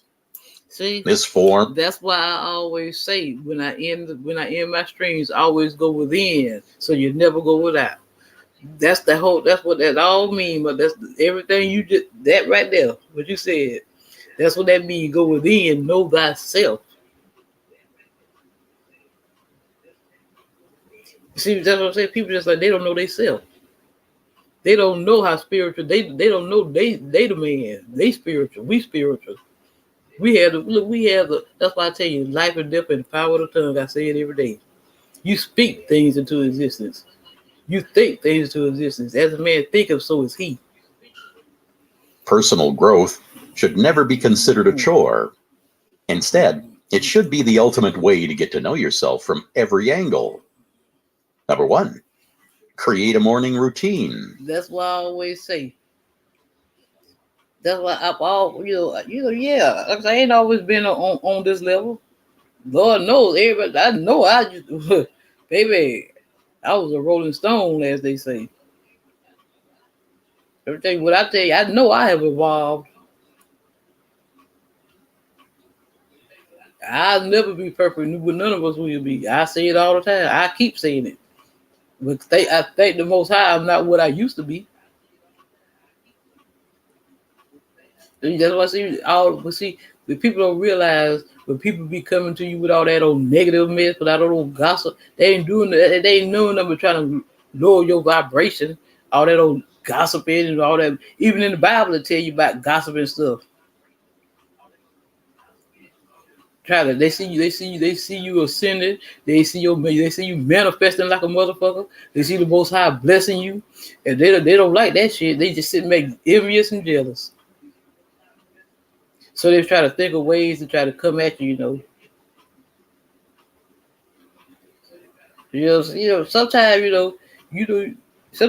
I keep I've always been a soft-hearted person. I never did I never did like conflict and stuff like that. I don't like that.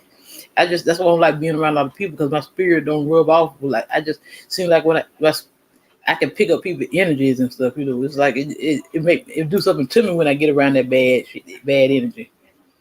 It seems like it drain me.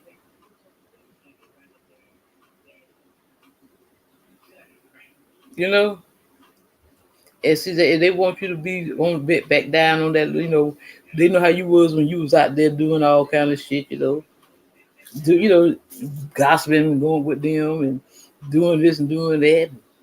Now that you don't pull back from that, see, because I have some people. I had one lady just call me every time something go wrong in her damn life. She gonna call me. I don't even answer the damn phone now, because I don't even want to hear that mess. Because they ain't doing nothing but they ain't doing nothing but projecting projecting that stuff on you. See, energy vampires. I ain't got time for it. I'm only dealing with the people of the highest vibrations, my soul family. See, we exchange that energy. We here to raise the vibrations, my loves. We exchange. We like I said, we are here to get along with like-minded people, the people of your soul group, the soul tribe, people that you are connected to, feel connected with, and on that same spiritual level. See, everybody ain't on our level, prophet, and they'll never be able to get on our level. When you wake up in the morning, you should be refreshed, filled with energy, and ready to face the world. Forming a routine means you are taking advantage of your elevated energy levels and making sure that stuff gets done. Start with a healthy breakfast and a refreshing cup of herbal tea before you start your routine. Try to include at least one. You see what he say, prophet? He said that herbal tea. But prophet, we be on that herb, don't we? Self-care ritual like meditation or working out. Early morning routines are often the best time to clear out the clutter. So start your day with positive actions by getting rid of some of the mess in your life. You will leave home feeling lighter and more organized. Exactly. Absorb information. The modern world is a place filled with information. It can be overwhelming. But if you apply filters, you can learn something new every day. See what I'm talking about, prophet? I can't make it up, babies. Every time I say something, what happened? I had the spirit come through every time. Information is power, and we all want to feel more powerful. You are growing spiritually, so take the time to grow as an individual. Read more books, join up for classes, or try a new sport. Even the least artistic people can create works of art. Painting, mosaics, pottery classes, or just doodling in a sketchbook all count as personal. Like I said, when you evolve and stuff, you start, like I said, once your eyes open, you don't see things the same again. You start seeing, you can see bullshit a mile away now. See, when people be I learned when people try to talk down on you, try to talk about you, it's because that's how they feeling about that's how they feel about themselves. They're not confident within them, see. So they have to project their insecurities on someone else. Growth. Perhaps divine forces will inspire you to learn a new language, because that is the mother tongue of your twin flame. Hey, stranger things have happened. Number 3, work out often. It doesn't matter what form your exercises take, it just matters that you commit to it. Even 30 minutes a day is preferable to none. Get your body moving and release those precious endorphins that help your brain function more successfully. Not only will you feel better, it'll also improve your sleep. Your skin will feel healthier, and your body will feel the benefits almost immediately. Your self-confidence will be boosted, and you will just feel better overall. Number 4, talk to your spiritual self. You now know that much of your soul resides in the spiritual plane. Have a chat with this important part of yourself. Ask how it is and what it can teach you. Learn how to recognize the traditional ways the spiritual world connects with our earthly beings and what they are trying to tell you. The universe is not a subtle communicator. If you are open to communication, then you will get them. Any message they send will be loud and clear. For instance, if you're looking for a new job, and appeal to your spiritual self for a hint, it'll happen. You may notice a stranger in your area who is appealing to you because of their style. You may love the car they drive. So you like that workout thing, huh, Prophet? Prophet, that's why you said you got them abs. You got the abs for them, huh, Prophet? So you got that 6-pack. How old you is, Prophet?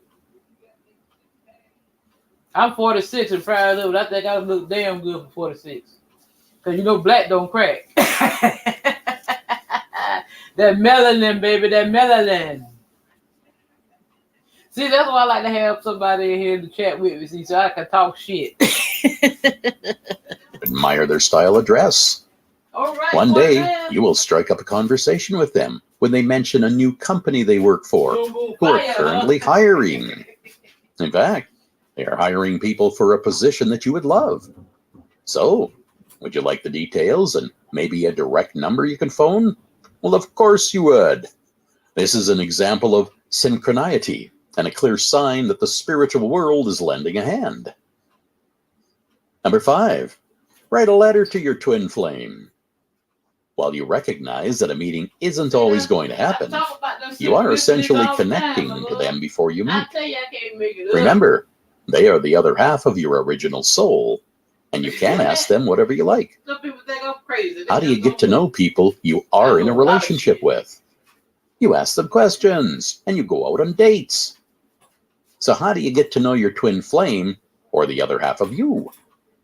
You go on dates and ask questions. But since your twin flame is still a mystery, the best thing you can do is ask yourself the questions you would ask them.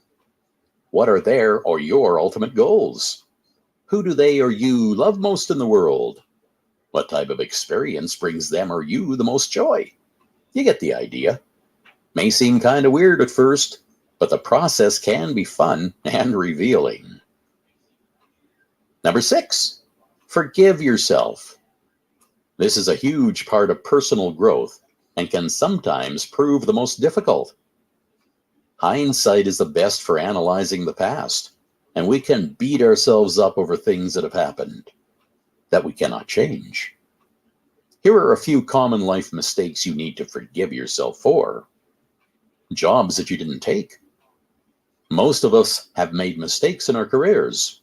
Opportunities wasted or taking the wrong path are all just a part of life. If you acted on your gut instinct when everything else suggested a different outcome, then you did the right thing. You will never know what would have happened if you had taken a different approach, so just let it go. Money matters. If you find yourself in debt and struggling to cope with your finances, then do something about it instead of blaming yourself. Start with a frank conversation with your debtors and a practical plan to repay them. Being complacent and hiding your head in the sand will only lead to further regrets. Friends you have hurt. If you know that your actions have hurt somebody that you care about, well, then try to make amends for your actions. Maybe it's too late for some people, so you need to walk away from the drama and commit to being a better friend in the future. Recognizing that you can improve is the first step to doing it. And lost love. Relationships are a real kicker when it comes to regret. Many people find it difficult to get over relationships and move on to new ones. The road to new relationships should be free from obstacles and clear to travel. Remember, divine timing is guiding you, and it will help you realize when it's time to move on. Number 7, eliminate the toxic elements of your life. Everywhere you look, you will find examples of how to declutter your life. All the so-called experts are telling you that if you have a clean closet, your life will automatically become better. While this is probably true, having a clean closet isn't really a major step for personal growth. Applying the same principle to life is: get rid of the things holding you back and stop being pushed backward by toxic relationships, habits, and environments. Here are examples of toxic relationships you need to avoid. The controller.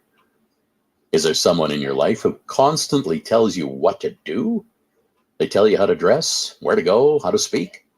Ditch them immediately and learn how to think for yourself. The downer. Do you know someone who can find the negative aspects of even the most joyous event? Do they love misery and attempt to drain you of positivity? Well, you know what to do. Get rid of them and surround yourself with positive energy instead. The perfectionist. Well, this can be a tricky one, since we all need someone who encourages us to be a better person. You see how the spirit comes through every time. Everything I say, the spirit comes through and back me up. That's how I know that's how I know I'm in my purpose, because the Lord got me. Once I started standing up and speaking my truth and doing what He want me to do, that's when everything started turning around for me. Once I learned this lesson that I had to be taught by, that's how I know. That's how I know that my real soulmate is coming. That's how I know. Cause look here, I taught the ancestors, baby. They know your situation. They said, don't worry about it, love. We know we got you. It's being worked out in the ethers. Don't worry about it, love. Don't worry about it. Just do what you do. Cause they don't, we don't want you hurt. They know the circumstances. They can see before they see things when we see it. See, that's why I say I get them downloads. So, cause I go within and I talk and get at one. I'm blessed and highly favored, baby, from the womb to the motherfucking tomb.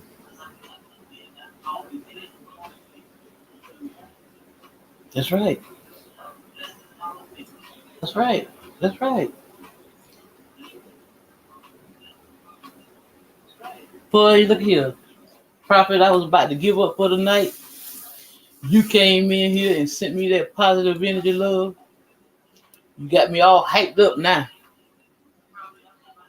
See what I'm talking about? Nothing but positivity.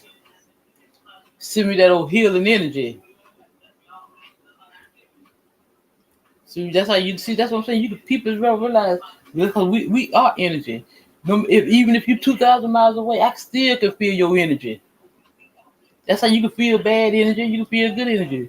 When bad energy comes around, it seems like you just start feeling bad. But when that good energy around you, people start sending you that healing energy, that positive energy, you start feeling better. See.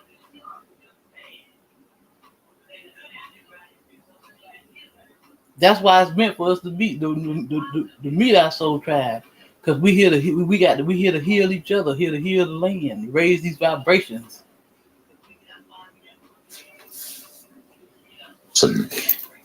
Perfectionists will never be satisfied with your efforts and will fail to give you credit for any improvement. This will eventually lead to you feeling disheartened. So make sure you tell them their negative input is not required anymore. See what I'm talking about? See how spirit comes through and back me up every damn time? I can't make it up. I can't say it. I can say it 1,000 times. I cannot make this shit up. Every time I say something, spirit comes through and show up. He showed, and look at the Most High show up and show out. He said, "Listen, my baby is telling the truth." Because every time I say something, it comes right on back out behind me. I had, like I say, when I purchased these audiobooks, because, and I told y'all when I did it, I don't listen to these until I get ready to come on live. And I tell y'all that I'm listening to this with you all. But it never failed, Prophet. You know, every time I say something, I get what? Confirmation from who? The head nigga in charge. The manipulator. You know the type. They are masters at getting what they want while still making you feel bad about yourself. They know how to put an idea in your head that makes you do stuff you don't want and mess with your head. You don't want a game player. You want a game changer. And the competitor. Healthy competition is great, and you should welcome it. But if you are in a relationship with an ultimate competitor who turns every situation into a battle, you will soon become drained of energy. You need people who will support you and be a team player, not someone who reduces your achievements to make themselves look better. Chapter 5. Stage 2. The Awakening. The next natural stage of the twin flame process is the awakening, also known as the yearning. Because the experience involves two halves of the same soul, their timelines may differ. You may have worked on your spiritual growth and be prepared to meet your twin flame, yet they may be unaware of the need to begin their search. This explains why this stage is described as a period of yearning when you may feel a spiritual void. You know a part of you is missing, and you may look for different ways to compensate for that missing link. Do you use relationships to fill your spiritual void? As the song tells us, all you need is love. But are loving romantic relationships the best way to prepare for your twin flame? As you become more experienced in love matters, you may think that you will be better prepared for your twin flame connection. While you need to be in the best shape, both physically and mentally, for that meeting, nothing you experience beforehand can prepare you for the barrage of emotions that you are about to undergo. Immersing yourself in unsuitable relationships can make you less prepared to meet your twin flame. Be open to unconditional love and ready to experience the true sunshine of the spirit. And that won't happen if you are hampered by baggage from your previous relationships. It is human nature to seek a companion and benefit from the love and the comfort they provide. But some people are too focused on being in a relationship rather than enjoying healthy relationships that occur just naturally. Do you feel the need to fill your spiritual void and lessen your yearning by being in a relationship? Here are some signs that indicate you may be using relationships to fill your void. Number 1, you are miserable when you're single. If you find yourself envying couples and feeling lost without a significant other, then you have a spiritual void. You need to be happy without being part of a couple. Try some following singular actions and embrace your singledom. Travel alone. Go somewhere you've always wanted to visit. Choose somewhere you know you will love and create your own adventures. Create other relationships. Strengthen ties to your family and friends that may have weakened over time. We all grow apart from people, so maybe now is the time to reconnect. And be adventurous. If you have ever held back certain parts of your personality because you were worried about how a partner would react, then embrace your weirdness and do the stuff that you've always wanted to. Go karaokeing in a local bar, roller skating at the local skate park, driving a quad bike, or taking a course about cooking sushi. They're all fun options. Doesn't matter what it is, just go out and do it. Number 2, your mood depends on your partner. Well, empathy is part of a healthy relationship, but it can also be a dominating tool to control others and your partners. If you feel uncomfortable being happy when your partner is sad, well, they could be in control of your mood. If you rely on them to feel joy, this is not healthy. Number 3, you are anxious when separated. If you feel negative emotions when you are away from your partner, you may need to work on your spiritual fitness. Every couple should have independence and enjoy their time apart. Number 4, you need their constant validation. If you constantly seek praise and compliments from your partner, this can be a sign you are seeking your spiritual value from them. You need to know your worth and be comfortable with your self-assessment. Number 5, you fall apart when relationships end. Well, it's sad when relationships end because you have lost something you once held dear. But if relationships didn't end, then how the heck would you form new ones?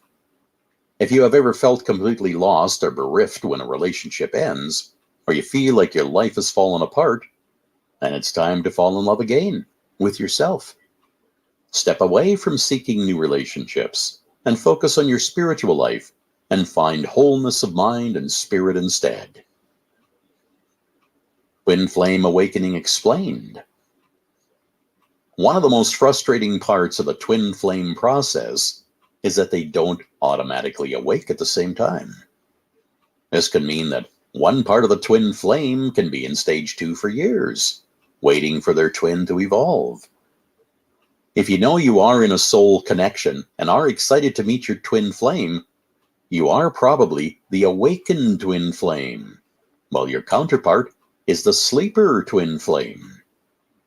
This can lead to feelings of frustration for the awakened party, as you fail to understand that they haven't felt such a strong connection and divine interaction yet. You know that you can connect to them using your higher self, and you feel their emotions in the same way. So why are they still unawakened? Well, this is known as the bubble love between the two souls, when they can speak to each other and acknowledge each other's presence before they physically meet. This can lead to interactions that may seem out of character. You may say something nasty or unkind to your twin via your higher self during this stage. You may be taken aback by these types of interactions and wonder why they occurred. You wouldn't say such negative things to your twin if you were face to face. Why did those thoughts and sentiments occur? Well, that's your higher self helping you to push your twin's buttons and give them a nudge to wake up. This process is known as triggering, and although it originates from your physical being, it is an extension of your spiritual awareness. The order in which the two twins awake is generally dictated by the energy that drives them. The twin flame with feminine energy will generally be the first to wake, while the male energy is often awakened later. Here are 10 signs you are about to meet your twin flame. You may have spent years in the yearning state and spent the time interacting with your twin flame via your higher self. Some interactions will have been fractious, while some will have been joyful. But how do you know that a union is about to happen? Well, number 1, all your thoughts are filled with love and harmony. There is no negativity and there's no sadness. Your soul knows that it is about to meet its other half, and your lower vibrations will have been cleared. You know what is coming, and you are ready for the ultimate union. Number 2, you are happy and shine with an inner glow. When you meet someone special, it is often apparent to others by the light that shines from within you. When you're close to a meeting with your twin flame, your spiritual self can't help but radiate its joy. Number 3, things in your life will change. You may feel the urge to sell your home and move to another state, another district, even another country. The feeling may be confusing and make no sense to you at the time. But this is the universe sending you a message. It is guiding you to a path that will lead to your twin flame. So go with it. Do whatever feels right and let your urges dictate your future. Number 4, you feel the anticipation. If you have constant butterflies in your stomach or your skin tingles with anticipation, this is a clear sign something is going to happen. If you know about the concept of twin flames, you will recognize what is happening. But people oblivious to the concept will feel a gut feeling of anticipation without knowing why. So, if it feels like being a kid at Christmas every day, well then chances are your union is about to happen. Enjoy the sensation and ready yourself for the experience. Number 5, all aspects of your life seem to meet your expectations. One sign of a forthcoming union is the opposite of change. Your life may reach a personal zenith to prepare you for your twin flame. Your financial and professional standards are all met, and you feel more comfortable and happier than you've ever felt before. That promotion you wanted, the car you drive, the people who surround you are all positive aspects of your life, and you love them dearly. Number 6, you have lost that yearning feeling. This is a paradoxical sign that you are ready to meet your twin flame. You stop obsessing about it and communicating through your higher self. You have never felt more complete and more harmonious. You need not feel complete because you are in the best shape of your life. You may even become dismissive of the union you used to crave because you wonder why you would need another person to make you whole. Number 7, you feel inspired and creative. This is another sign from the universe that a meeting is about to happen. You will feel inspired to write more or start an artistic project. During your period of self-improvement, you may have already dabbled with new hobbies or passions, and the universe will use them to inspire you. When you become excited and passionate about projects and missions, you become linked to your humanity and more open to messages from the spiritual realm. Once these channels are open, you need to follow your heart and get involved with the projects you feel are your destiny. They may take you away from more lucrative projects, and you may wonder what the purpose is, but you must do them. The universe doesn't send you on fool's missions, and the outcome will be worth the effort. Number 8, you'll be able to manifest things for yourself and others. Some people feel manifestation is difficult and think it is an unhealthy way to gain material things. A manifestation is simple, as it is a positive way of thinking. And as you connect to your spiritual self, it's used to make people around you happy. You will feel a stronger connection with the universe as your union approaches, and the ability to manifest your choices will increase. Try these simple steps to manifest things for yourself and others. Establish your purpose. Tell the universe what you want and how it will affect your world. So, a manifestation isn't about telling the universe that you've always wanted a Porsche, so could you please have one? But of course, you are connected to your spiritual side, so you know how to use your connections to the universe to benefit other people as well. If you want a raise in salary at work, then you need to explain why you want it.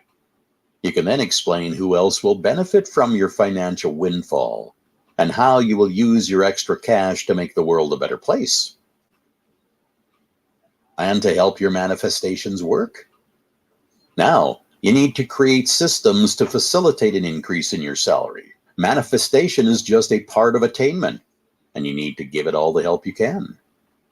Create exciting new projects at work, and make sure the people in charge are aware of your input. Ask for an assessment from your managers or your supervisors, and be prepared to ask for your raise if the outcome is favorable. Take courses that'll make you more efficient and knowledgeable to make you a candidate for a salary increase. Help your manifestation in every way you can, and you will improve your chances of realizing it. And finally, allow the manifestations to happen. When practicing manifestation, doubts may occur. Remember that manifestation is subject to divine timing, just like the twin flame experience.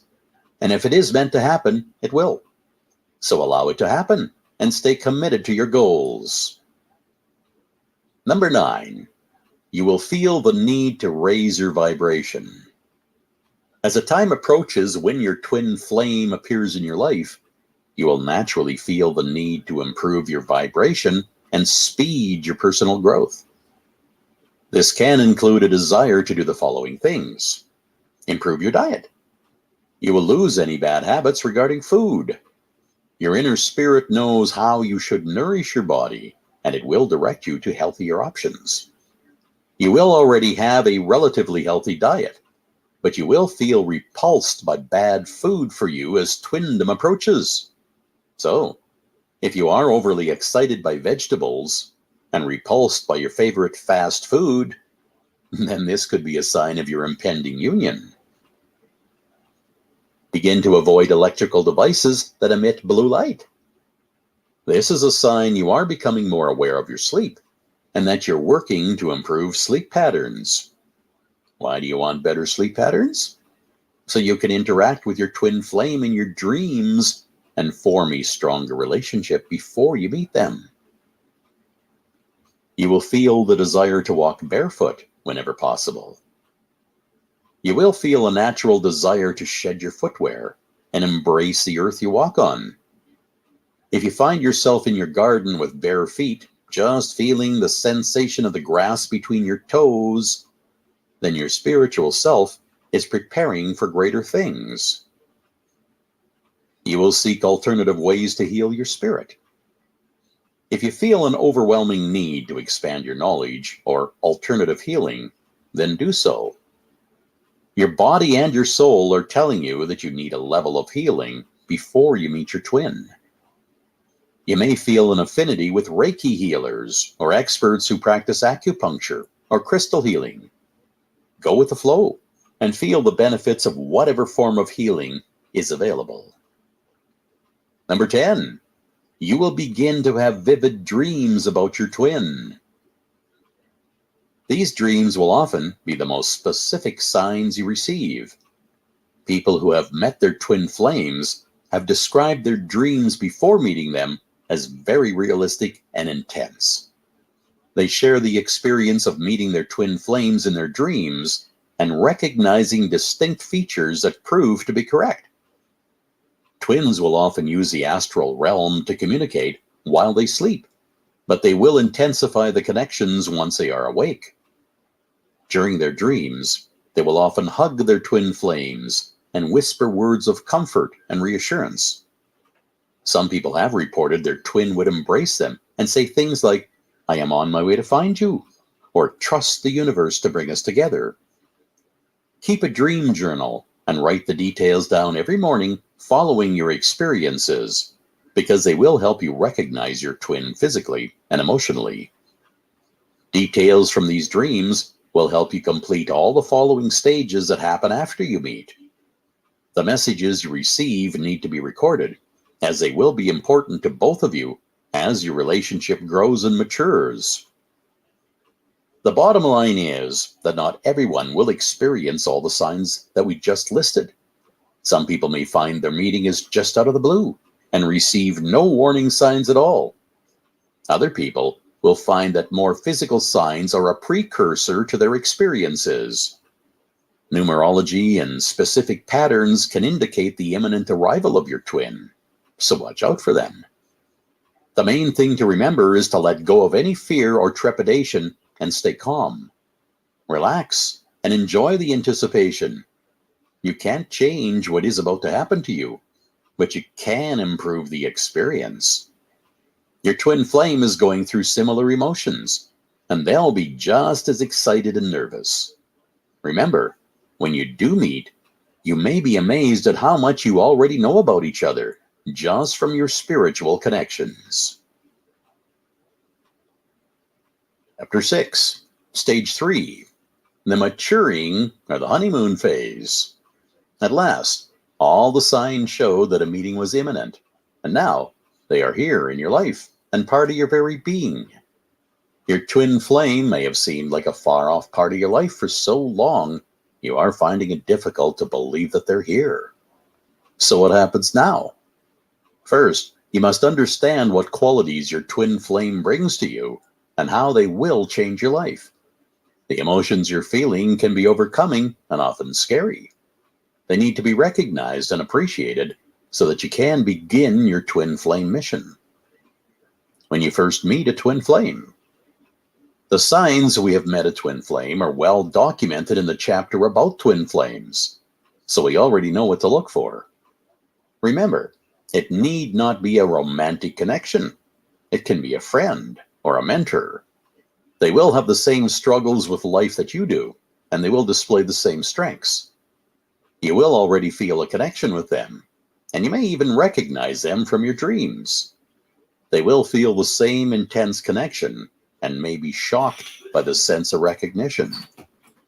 The intensity will be unlike anything you have both experienced before, and even a look can evoke the most intense emotions imaginable. You both know you have been brought together for a higher purpose, and this can be overwhelming. How are you meant to deal with these intense emotions and the deep and meaningful love you feel and be productive? In these early stages, it can lead to drama, chaos, and confusion. Twin flames are connected on a higher plane, but they need to exist on Earth. This means they may need to learn how to temper their relationship and adapt to more conventional forms of relationship.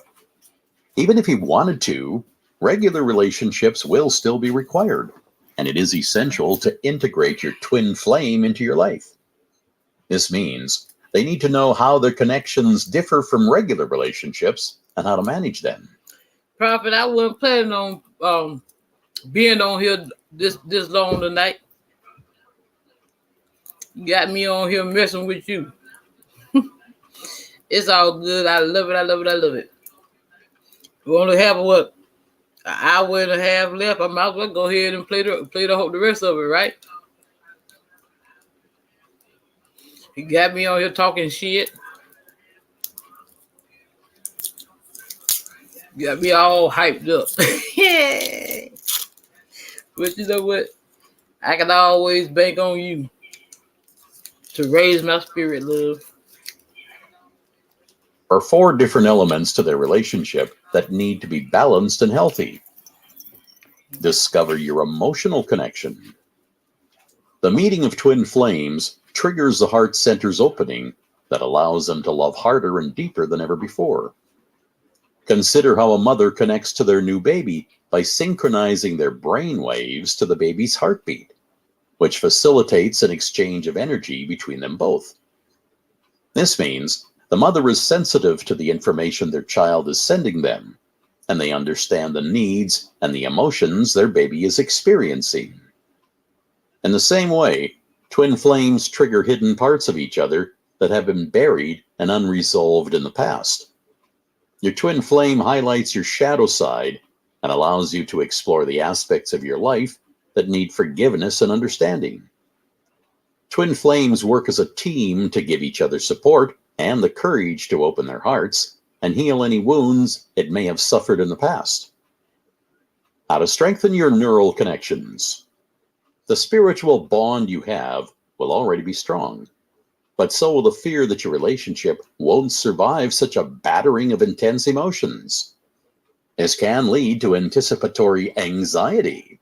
You may both be so worried about what negative things can happen that you fail to recognize the opportunity for positivity. Twin flames already feel they mirror each other, but how can that sensation be strengthened? Much like more traditional partnerships, the honeymoon period is often a time for discovering what your other half is all about. So number 1, study your partner. Your spiritual bonds may be unbreakable, but what are the more practical parts of your life that you share? Remember, at some point, the two of you are destined to achieve greatness, and the passions you share may be the key to discovering your destiny. Ask them about the joys and the highlights of their life before you met. and what they love and what they do.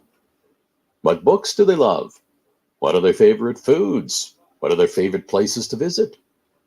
You know you are special, but you still need to put the work into getting to know your partner. Number 2, develop trust. You must never lie to your partner and make sure you are always there for them. Be honest about your feelings, even when confusing and bewildering. Your twin flame should be the person you turn to in times of trouble, but they can also be the reason you are in turmoil. You need to communicate every emotion and trust them to be there for you. Number 3, fight fair. Even in this fairy tale period, you will have issues with your partner, and it's tempting to use harsh words and accusations to get your point across. This can be damaging to both parties and can leave deep scars. Try these simple rules when you do disagree. Know exactly what you are arguing about.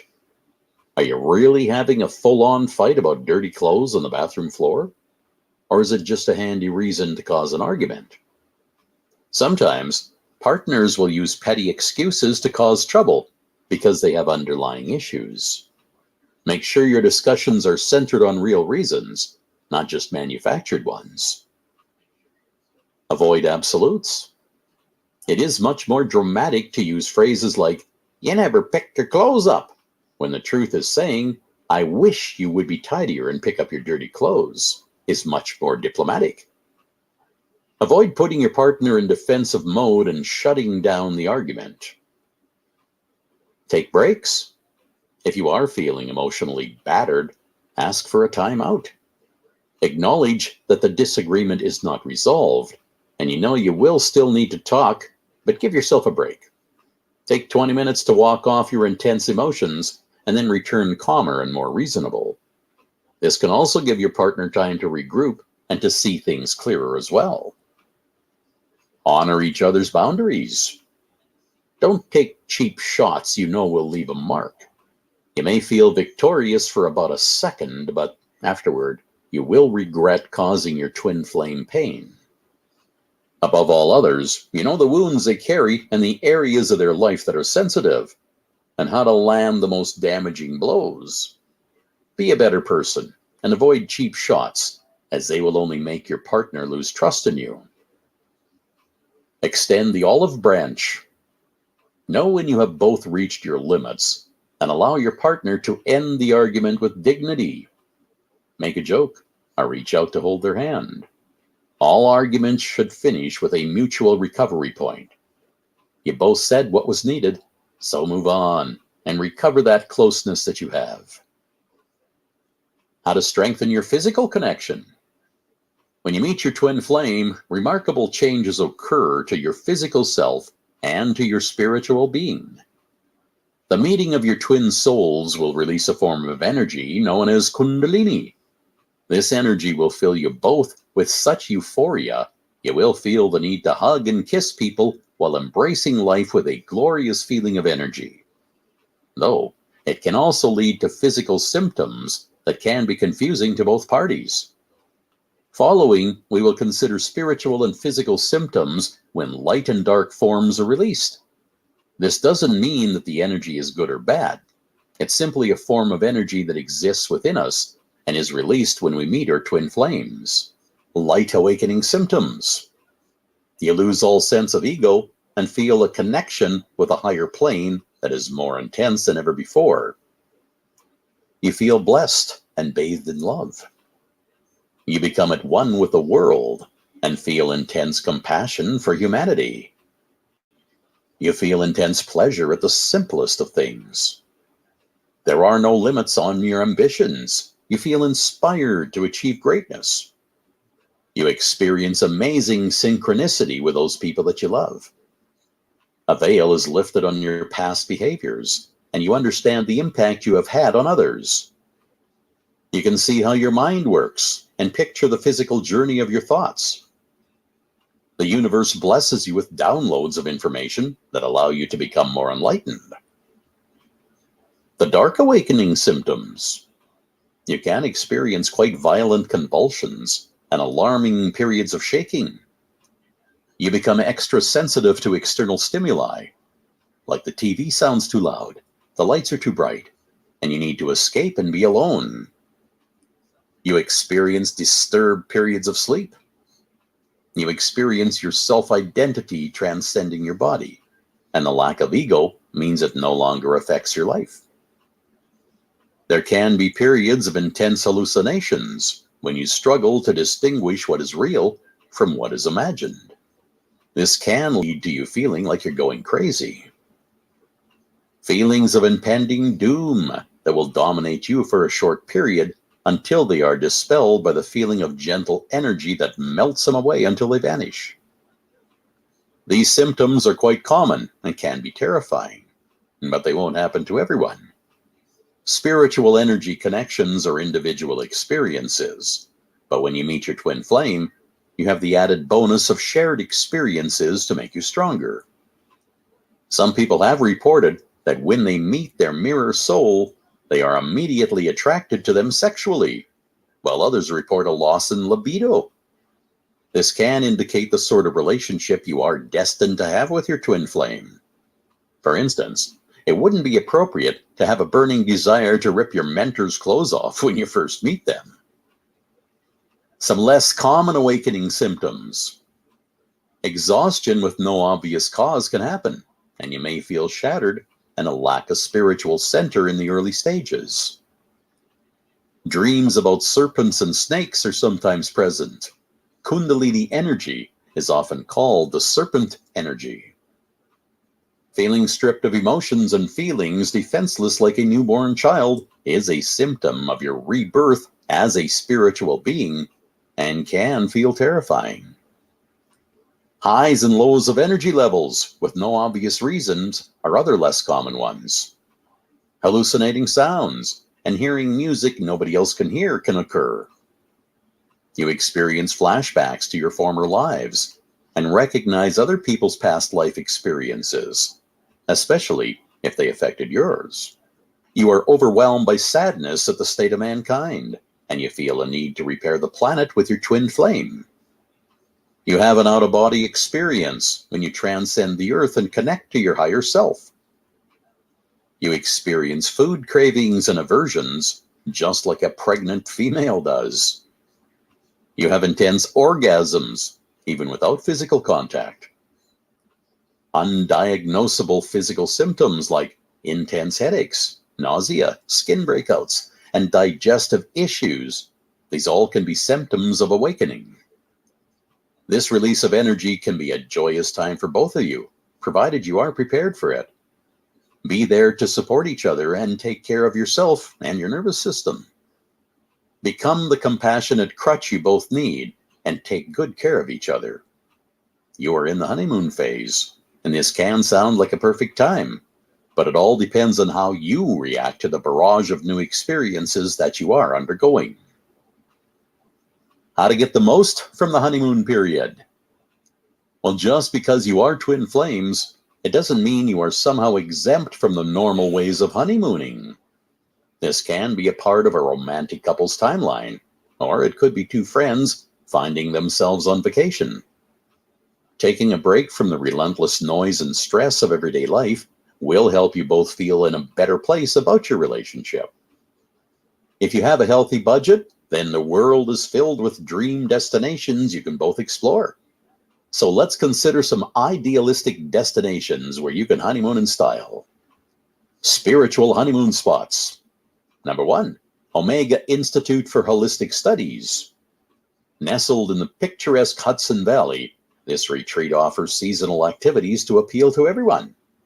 In summer, you can travel to New York and join like-minded people doing a variety of events. You can canoe, swim, or kayak on the lake, or try walking the on-site labyrinth. There are classes in meditation, yoga, and other spiritual practices. Or you can take advantage of the impressive 7,000-volume library to work on your creative journey.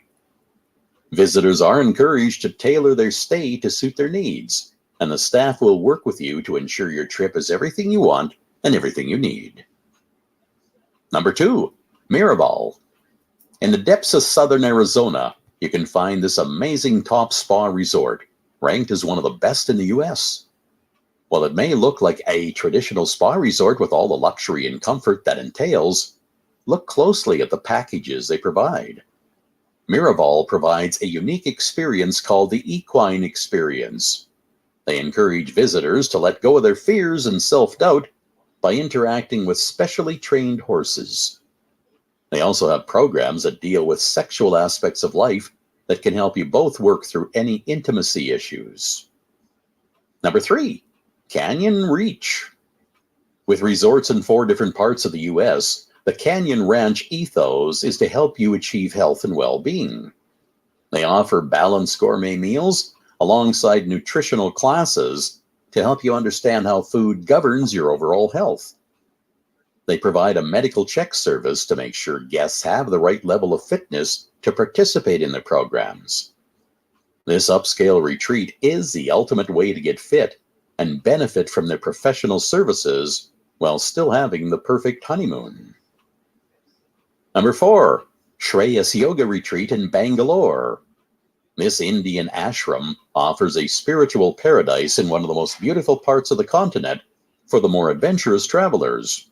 There are just 12 rooms set in 25 acres of garden, so every guest has a unique experience and is treated as part of the family.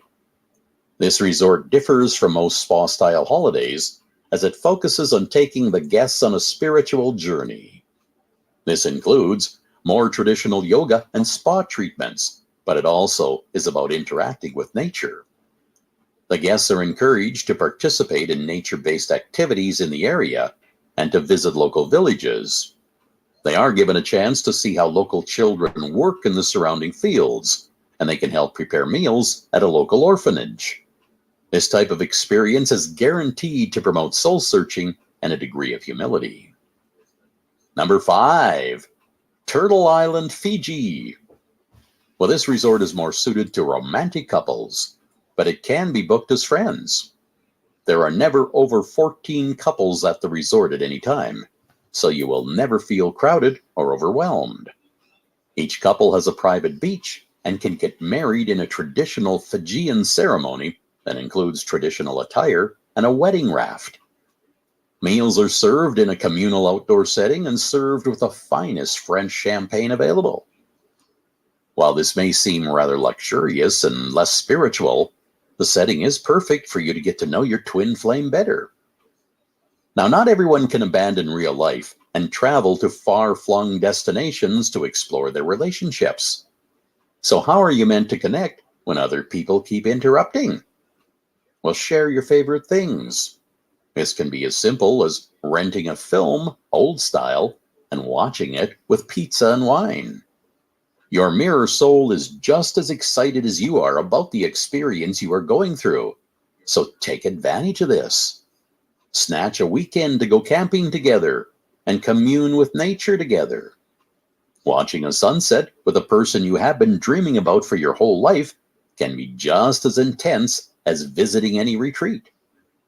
Feeling the sensation of warm rain on your face can fill your soul with joy that is as satisfying as sex. Your connection is real, but it will also be subject to trauma. So remember to have fun as you enjoy the intensity of your mirror self.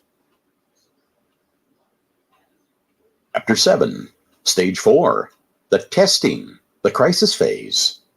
So, when does the testing phase begin? Well, this can differ on the relationship and the level of contact the twin flames have with each other. If you are living with your twin flame, then the testing phase probably will happen sooner. If you only see your twin flame at work or socially, then you may go for years before you reach this stage. Most couples will begin to experience changes in their relationship following their first serious disagreement. We all know that even the healthiest relationships will suffer setbacks. But why are twin flames more affected by turmoil and problems in their relationship? The truth is, because the relationship has ascended from a more regular 3D dimension to a higher plane. Everything's elevated, and every emotion is heightened. The main causes of turmoil in the crisis phase. Well, Once doubts have set in, it can open the floodgates for more negative emotions about your relationships. You have spent your honeymoon period believing you are bulletproof. Together, you exist in a fairy tale, and every day you notice new similarities between you and your twin. You have the perfect relationship, and nothing can break you until it does. Why does distancing occur between people who are so connected? Well, consider the facts. A regular relationship is between two people who feel attraction or kindred feelings between two individuals who can be quite different. Their personalities are contrasting, and their interests may be poles apart. They develop their relationship by trying different things and discovering if they can coexist, even though they are so atypical. Well, that's a joy of regular relationships and finding out if other people can live with your quirks and your foibles. Twin flames are different. They are two halves of the same being, so they should never clash, right? Well, consider how you existed before you met your mirror image. Did you find every aspect of yourself perfect? Were you filled with self-confidence and never felt the need for self-improvement? Many people don't have those levels of self-worth, and this can be the root cause of turmoil in the relationship. After all, it is a lot easier to love someone who is different from you and completes you as a couple.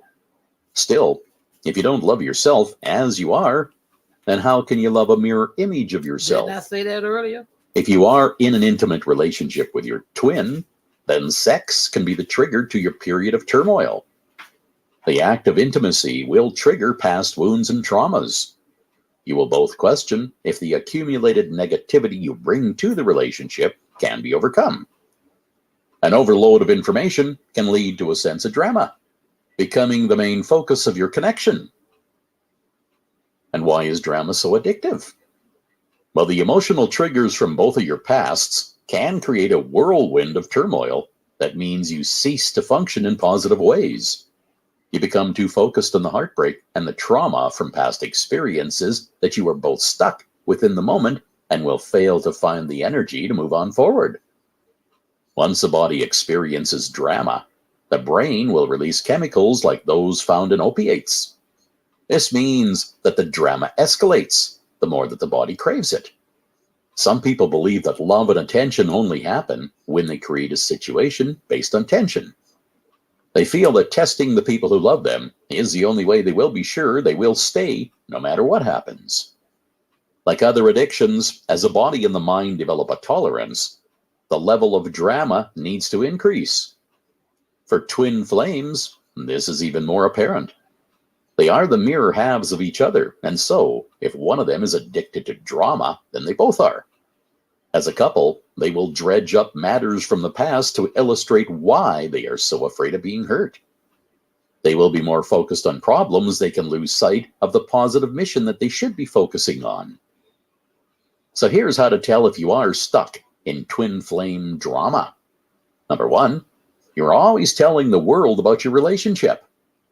If you find yourself on social media changing your relationship status and posting on forums and blogs about your personal life, then you could be addicted to your own drama. Number two, your mind replays your times of conflict.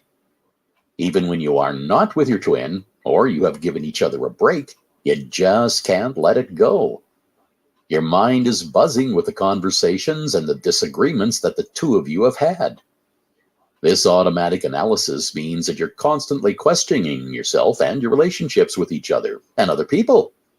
You will be overwhelmed by the fears and the anger filling your head, and you will constantly worry about the past and the future. Number three, you have arguments with yourself. In your mind, you are persistently arguing with yourself about how the relationship is going. You play devil's advocate for your twin and becoming angry with yourself. And then, number four, your former identity is faded into the past. When you think about yourself, you do so as a unit.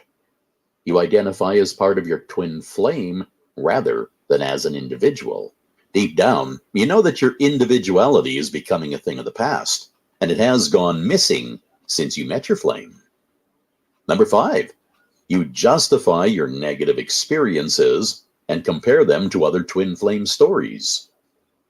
If you search for examples of unhappy twin unions and compare them to yours, then you may be focusing on the wrong part of your relationship. Number 6, you relentlessly turn to other people for advice. If you can't go more than a couple of days without checking the internet for spiritual advice or consulting a tarot card reader, well, you might be in trouble. Insight into your situation should be based on your relationship and not on some oracle or psychic expert. And number 7, your drama is the main subject of conversation. Have you noticed people rolling their eyes or making excuses to leave whenever you talk about your twin flame and the problems that you're having? Well, this is a sure sign that you have let your relationship and the drama it creates take over your life. What about your other passions and interests?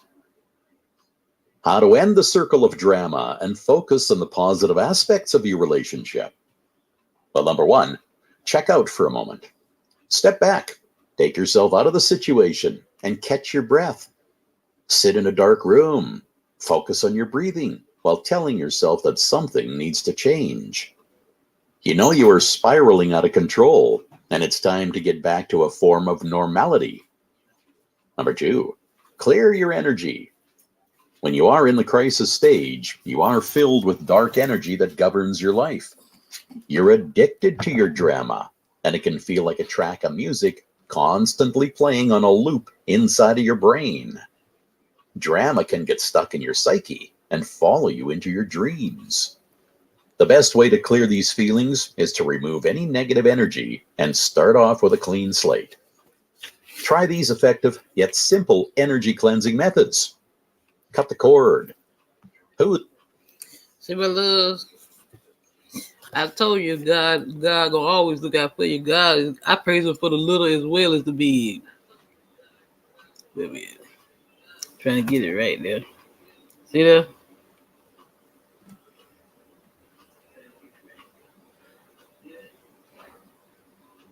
See, I told you, the Lord always gonna look out.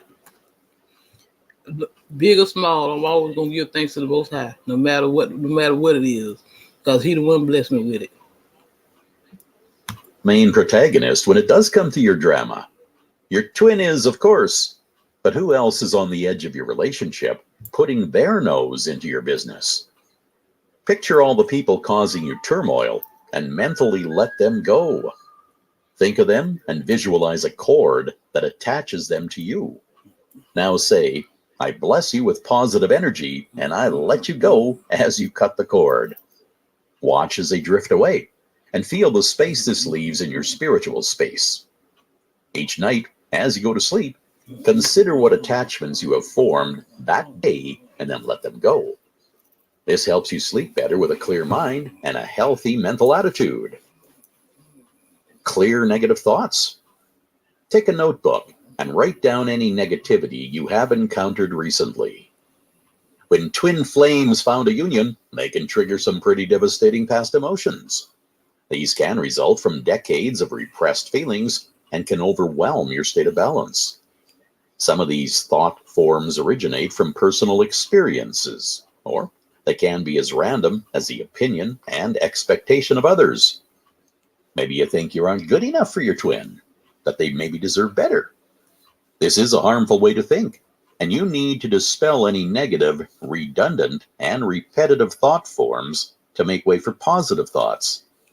Picture a bright white cleansing light to help eliminate any spiritual debris invading your energy field. Create a sacred space. If the emotional battles between yourself and your twin are inevitable, then you need a place to recharge. Your energy is like a battery, and recharging is essential. This type of space can be a physical space, like a quiet room in your house, or maybe the local park. A trip to the beach or other local beauty spots will help you regroup and raise your positivity. If physical options aren't available, then create an energizing space in your mind. Picture yourself in space or on another planet to get the most from your visualization. You can have a good cry. Have you ever wondered why children cry so often? They recognize that crying is an emotional release that also cleanses their energy and causes positive vibrations. As adults, we are conditioned to keep our crying to a minimum and put on a brave face when faced with trauma. So let it out. If you feel emotionally drained, you need to clear your aura, and crying will do that.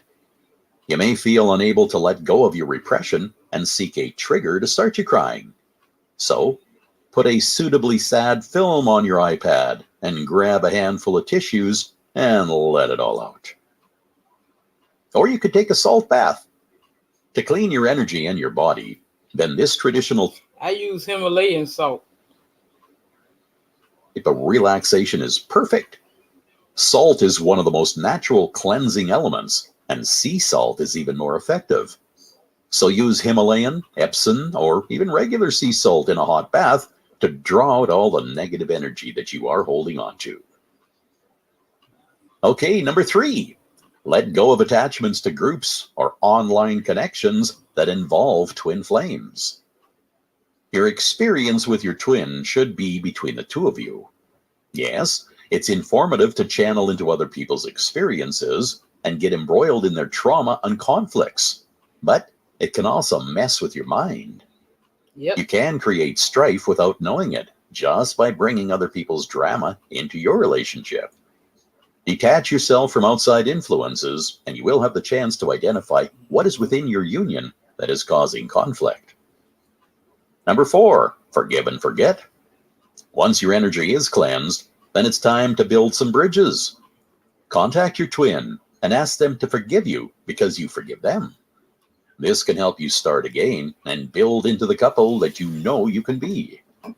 You both need to be in a good place for this to happen, or you will end up back on the hamster wheel of emotions that you are looking to get off. Remember that essentially, you are truly one of the same. Any drama and turmoil won't benefit either of you. In fact, it damages both of you, and it needs to be addressed.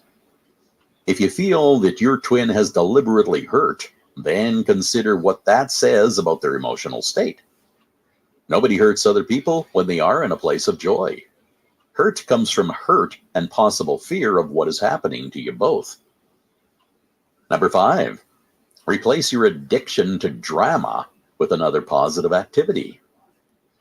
Even when you are determined to expel drama from your relationship, you must realize that you are both going to miss it and the part it played in your union. Fill this void with another healthy activity so that you can both move forward with a new pattern to replace the old one. Consider the part that chewing gum can play for people who are trying to give up smoking. Many former smokers will tell you that gum is more effective than anything else when trying to kick the habit because it gets rid of a negative habit by replacing it with a new one. So exercise, cooking, reading a book, or catching up with Netflix will all work. Eating a piece of fruit or listening to new music will also provide you with something else to chew on.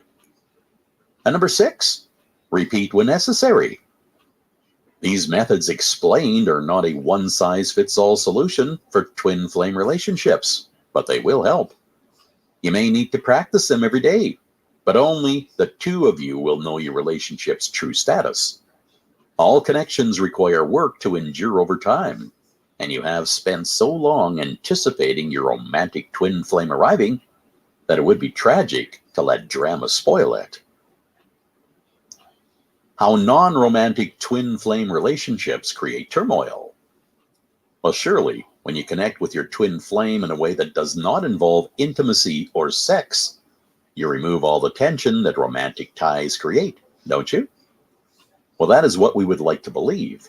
But anybody who has experienced a relationship between soulmates and ultimately twin flames knows otherwise. Once you have connected to your soul group or your mirror soul, you have experienced a dimensional shift that transcends most human experiences. You are likely a spiritually healthy being to experience these types of connections, which can make you dismissive of other people who aren't as developed as you are. Even when you are becoming the better spiritual version of yourself, you are raising the bar. You are physically better and emotionally stronger, and you find it difficult to understand how other people are not putting in the same effort. This shift of perception can throw your world into chaos even before you meet your twin flame. So imagine how the pair of you will react. Knowing what may happen to your individual and joint relationships will help you to prepare yourself for the inevitable conflict that is going to occur. So number one, you will lose friends. You're changing as a person, and the energy your twin flame connection brings will elevate you into a higher place.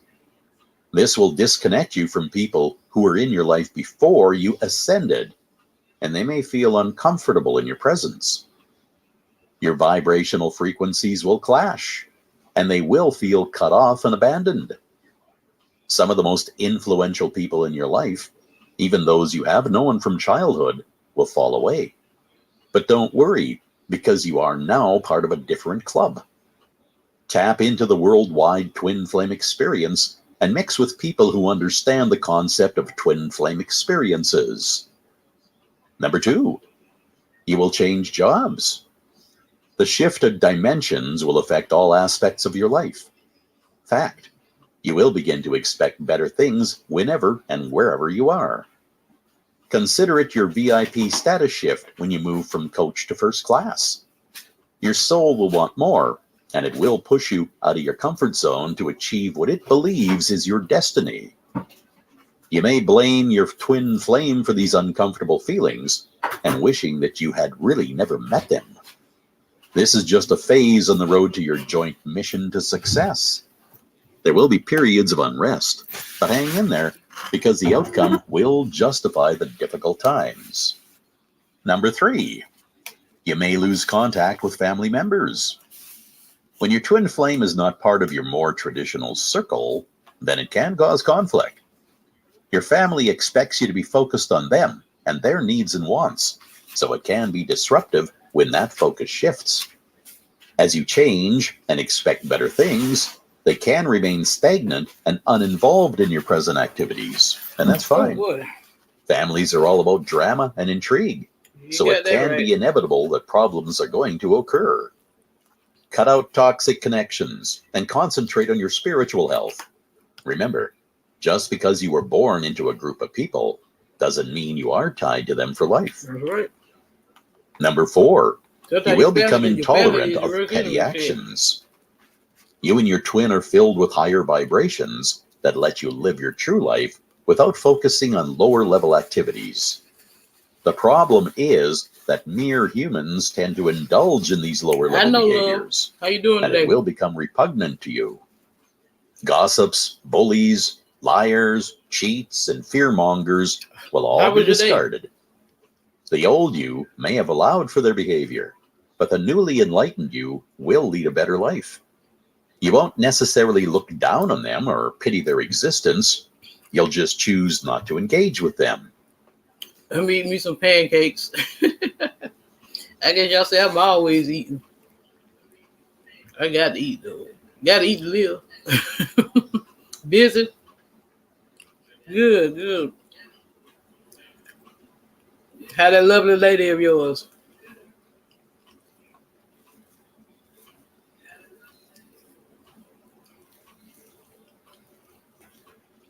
I know you got her spoiled as I don't know what.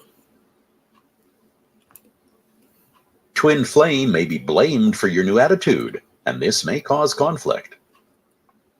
Number five, alcohol and other stimulants. You know you like me. I just got to always find something to do. I had said Sunday I wasn't gonna do any lives for a couple of days, and I've been doing a lot, 2 or 3 lives every day. I just can't. There's just all that air in my chart. I'm always on the move. Seem like my mind be going 100 miles an hour.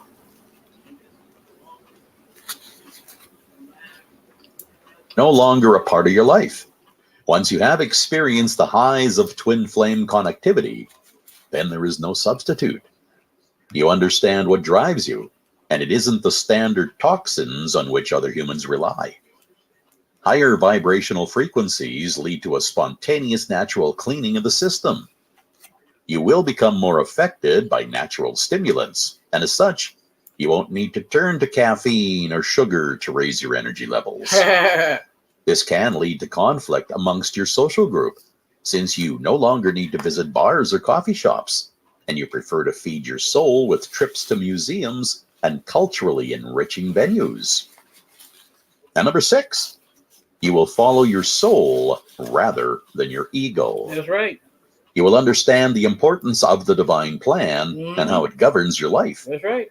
Once you let go of the traditional belief that your ego is running the show, So you're right. you become more instantaneous and willing to go with the flow. This can cause conflict if your divine plan goes against other people's needs and wants in your life. It's important to understand that all twin flame relationships go through the conflict stage. Some will survive and go on to thrive, but others will take a different path. Chapter 8, Stage 5, the chasing and running. At this stage of the relationship, you may both be exhausted by all the turmoil and the turbulence that you have been through. Although, Prophet, when you tapped in and tuned in, it's amazing the things you know, ain't it? I mean, you just know things. You just be like, it just pops in your mind, you know? That's why I say I'm always divinely guided. I have to, you know what? I have to follow the Most High, you know? Because he never led me wrong. All evening, when I was getting ready to give up, Prophet, you came in here and pushed me to the limit, didn't you? Much love to you for that, brother. Much love. years of yearning for the one and wishing you could feel complete seem to be firmly in the past. Those heady days of attraction and love have been obliterated by the stress and the anxiety caused by your crisis stage. Chances are your souls are at different levels of maturity, and one of you will find the intensity more difficult to handle. The younger soul will often feel the need to escape, while the older soul will become the partner called the chaser. Most twin flame couples will experience this stage, but their length will vary greatly depending on personalities and circumstances. If you become the chaser in your relationship, They've been rocking with me too for what? For almost 3 hours. Been right here rocking with me, sending me that positive energy, love. Got me all hyped up. Had me here talking shit for a minute, didn't you? it's important to understand what to look for as your partner begins to run.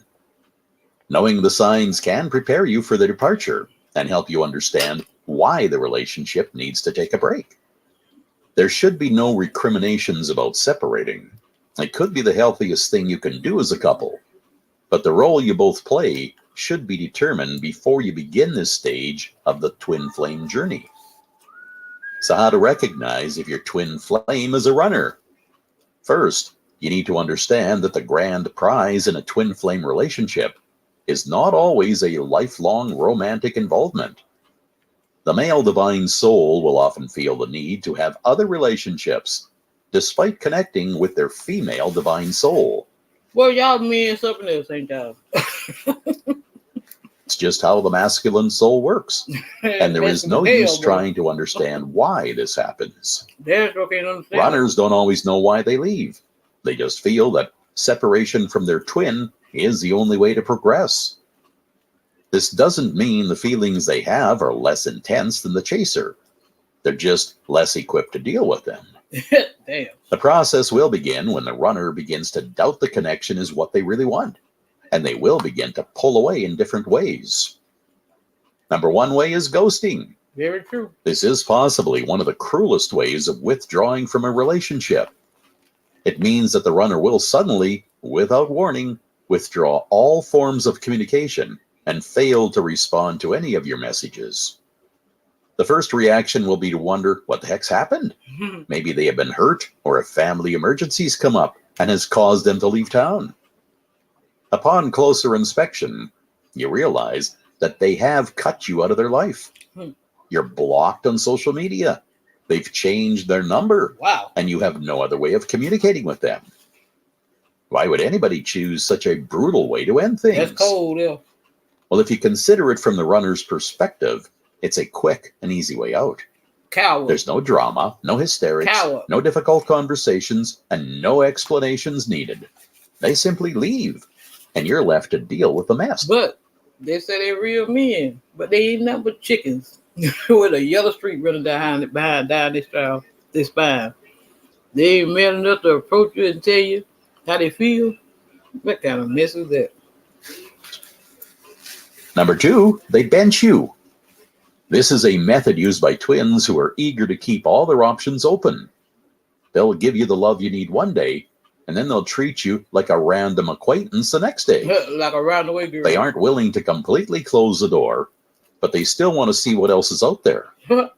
This doesn't always mean withdrawing sexual contact, Yeah, they as be this wanting is that more of now. a 3-dimensional reaction to benching. With twin flames, the relationship will often transcend sex, and the runner will blow hot and cold about deeper relationship aspects. They will tell you their most intimate feelings, and then treat you like a total stranger. Number 3, That's that they get bullshit. involved with groups of people who are not in your social circle.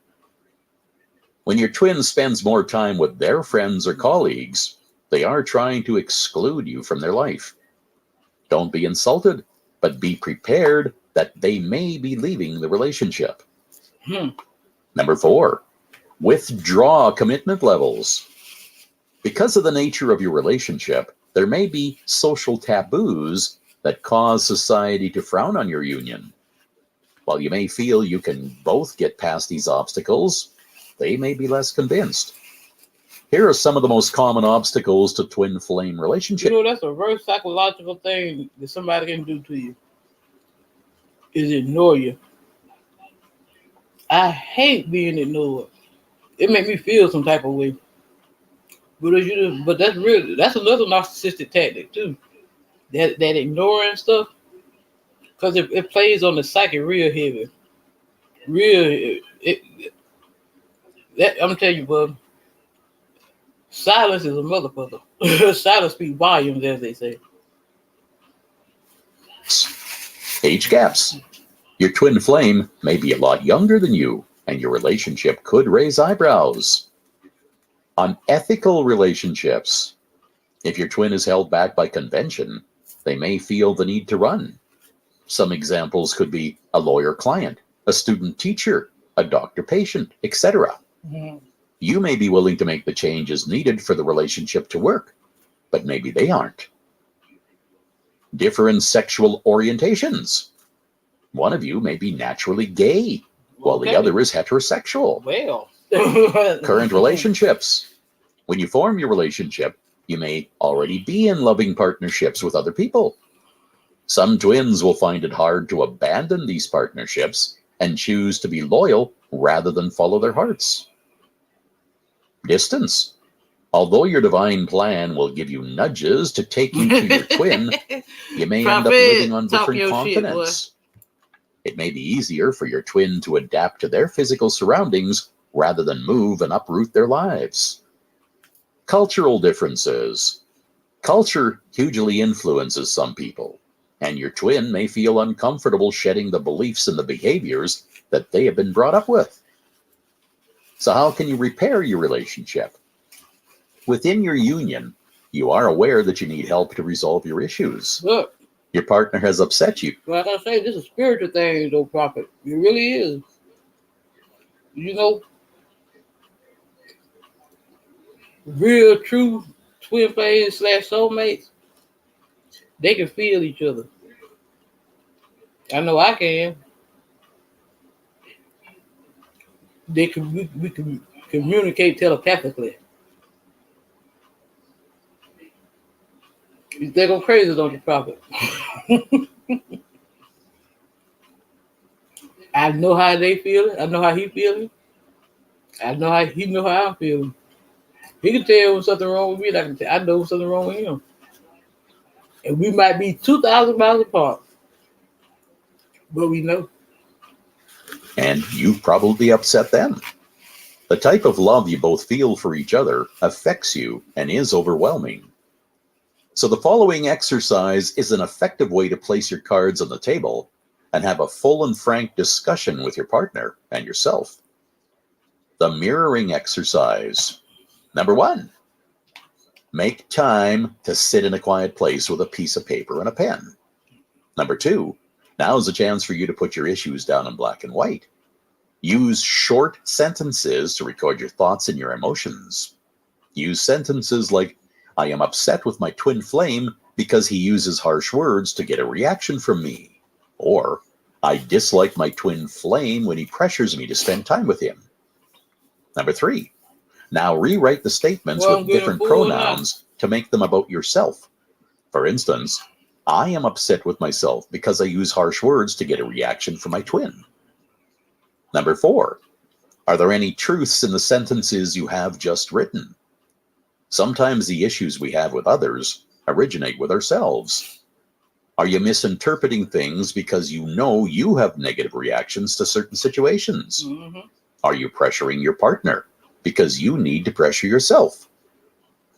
Number 5, imagine your inner pain and hurt as a separate physical part of you and have a conversation with it.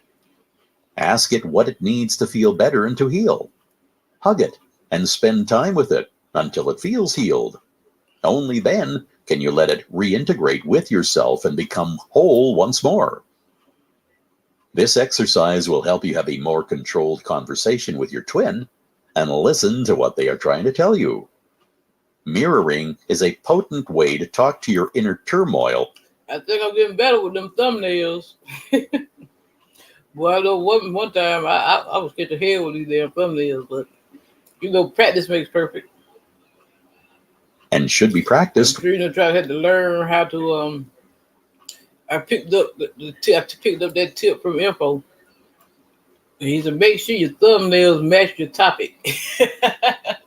So as I had so much be going through my mind at one time. I just boom, boom. Proper. For yourself how many times I've been on today? 3-4 times. And it'd be a spur of the moment thing. I don't never write nothing down. Like I said, I'm guided by the Most High. Whatever the Most High put in my mind, boom, I'm going with it. I don't have time to write nothing down. Never needed. Finding of the runner-chase phase. When one half of the couple becomes scared of the connection, physical distancing doesn't always reflect it. They may lack the courage to leave the relationship, but they will become more distant. Here's signs that your twin is the runner, even though they are physically staying put. They turn to distractions like drugs and other stimulants. Most people in twin flame relationships need not rely on external stimuli. Clean energy brings them all the pleasure that they need. So when one twin turns to artificial forms of pleasure, they are looking to break free. Alcohol and drugs are the most common ways to find a release from the intensity they are feeling. They will do anything to block out the barrage of emotions that your partnership is subject to. They find excuses not to be alone with you. Do you find you are both spending less time alone? Does your partner surround the two of you with other people and grow anxious if the number of people dwindles? Mm-hmm. This can mean they need a break from the intensity that happens when there are no distractions. Let them organize your social life this way if you are comfortable with it. This may be all they need to convince them to stay. If you challenge them, it can make them bolt. They are overwhelmed when they are with you. Less mature souls can feel anxious and stressed when faced with their mirror soul. They will display irritability when alone with their partner and try to cause disagreements as an excuse to leave. Mood swings are inevitable as they don't understand why they are experiencing such high levels of stress. After all, isn't this relationship the pinnacle of all unions? Unlike regular relationships, your twin flame won't signal their unhappiness with physical or mental abuse. There is no excuse for this behavior in any partnership. Your twin flame shouldn't cheat on you either. They know the true depth of your love and would never hurt you or cheat. If you do experience this behavior, it probably isn't your twin flame. Remember, the running phase is probably triggered by their lack of spiritual maturity. They may not have been fully prepared for your union, and they need to work on themselves before you can form a successful partnership. So, Oh, the Lord best have thing you can mercy. do for them, Prophet, you a mess, you know that. I be tripping off easy. Yeah, that's true. You ever want oneself, but guess what? One can pleasure oneself. Well, yeah, one can pleasure oneself, but it ain't the same. give them your blessing and tell them you'll always be there for them if and when. Will your twin flame return? Well, here's the kicker. Twin flames that run away will often come back, sometimes more than once. You may be entering a phase of your union filled with separations and reunions. No one knows what'll happen, but they will return if they are your true twin flame. The term chaser can be misleading. After all, you shouldn't physically chase them because they decide when to return. Consider why they ran away. When one person is left behind in a relationship, it can be lonely, but it can also be rewarding if you use the time wisely. So take that time to consider these points. Are you sure they are your true twin flame and not just part of your soul group? Do you feel you still have things you need to accomplish together? Or do you feel that your relationship has reached a natural end? You may have unprepared for the meeting, and you do need to do more work on your personal growth. You are not destined to spend the rest of your life chasing them. The decision is yours to make. So how to chase a runner? Well, first of all, don't panic. Relax and form a plan. You still have your life to lead and other relationships to maintain. It is unhealthy to put all your energies into one channel, and you still need to Yeah, look that's after true. yourself and your spiritual health. So, Boom, stop right? worrying Yeah. about what might happen and Well, you a mess. concentrate on the You here a and mess. now. You a mess. I love Your you to twin death, though. flame relationship differs from anything you have experienced on the spiritual plane. So, you have no point of reference. Avoid looking at other people's experiences and instead choose the best way to convince your partner to return. You might be the more spiritual, mature one in your twin flame connection, but that doesn't mean you need not work on yourself. So, number one, raise your personal vibrations. Remember when you were in the yearning stage? You knew a meeting was possible, and you wanted to be in the best spiritual shape when it happened. Have you neglected your vibrations during your time together? Have you been too focused on your twin to give yourself some love? Take the time to raise your vibration and let your twin flame know you are still there for them, no matter how far away they are. Here's some tips on how to raise your vibration and send love to your twin flame. Be grateful for the time you had together. It's impossible to feel anger and fear when you're filled with gratitude. So every time you feel low energy threatening to overwhelm, try remembering what you are grateful for. This is a great way to ramp up your vibes. Visualize the love you feel for them. Imagine that they are with you and you are sharing the connection you have formed. Love is one of the highest vibrating states of being. And I say it all the time. I told you I can't make it up. What I say every day. This love was the highest vibration. I say it all. Come through, spirit. Come through. your twin can pick up your vibrations wherever they are. Be generous. Are you feeling lonely without your twin? Well, smile at a stranger. If you are generous with love that you give, you will receive the same love, if not more, in return. When you give your time, your money, and your love freely, you raise your spiritual vibe. That's right. Forgive. Because Are money you is feeling energy. resentful towards your twin? Do you blame them for leaving you alone? Well, consider their feelings. Would you come back to a partner who feels hostile towards you? Forgive them for all that's happened, and you increase the chances of them returning. Choose high vibe entertainment. Everyone knows the benefit of high fiber food and high energy ingredients, but you are affected by everything you consume. Do your entertainment choices leave you uplifted or depleted? Fill your time with content that makes you happy and energized rather than sad and anxious. Are all your social media sources healthy? Or do some leave you feeling insecure? Mm-hmm. Consider changing your Instead of settings to negative increase your stuff, too. vibrations by limiting your time online and communing with nature instead.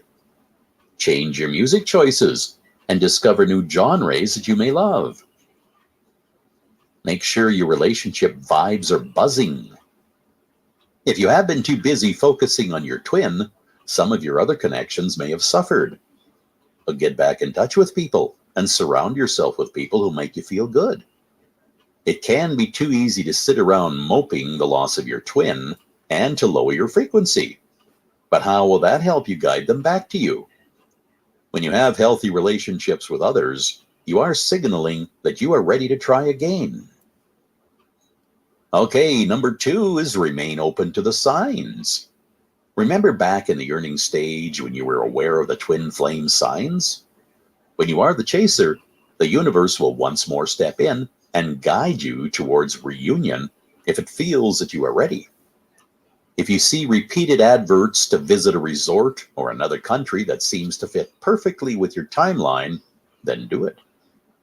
Pay attention to the messages the universe is sending you, and you may find yourself in the right place at the right time.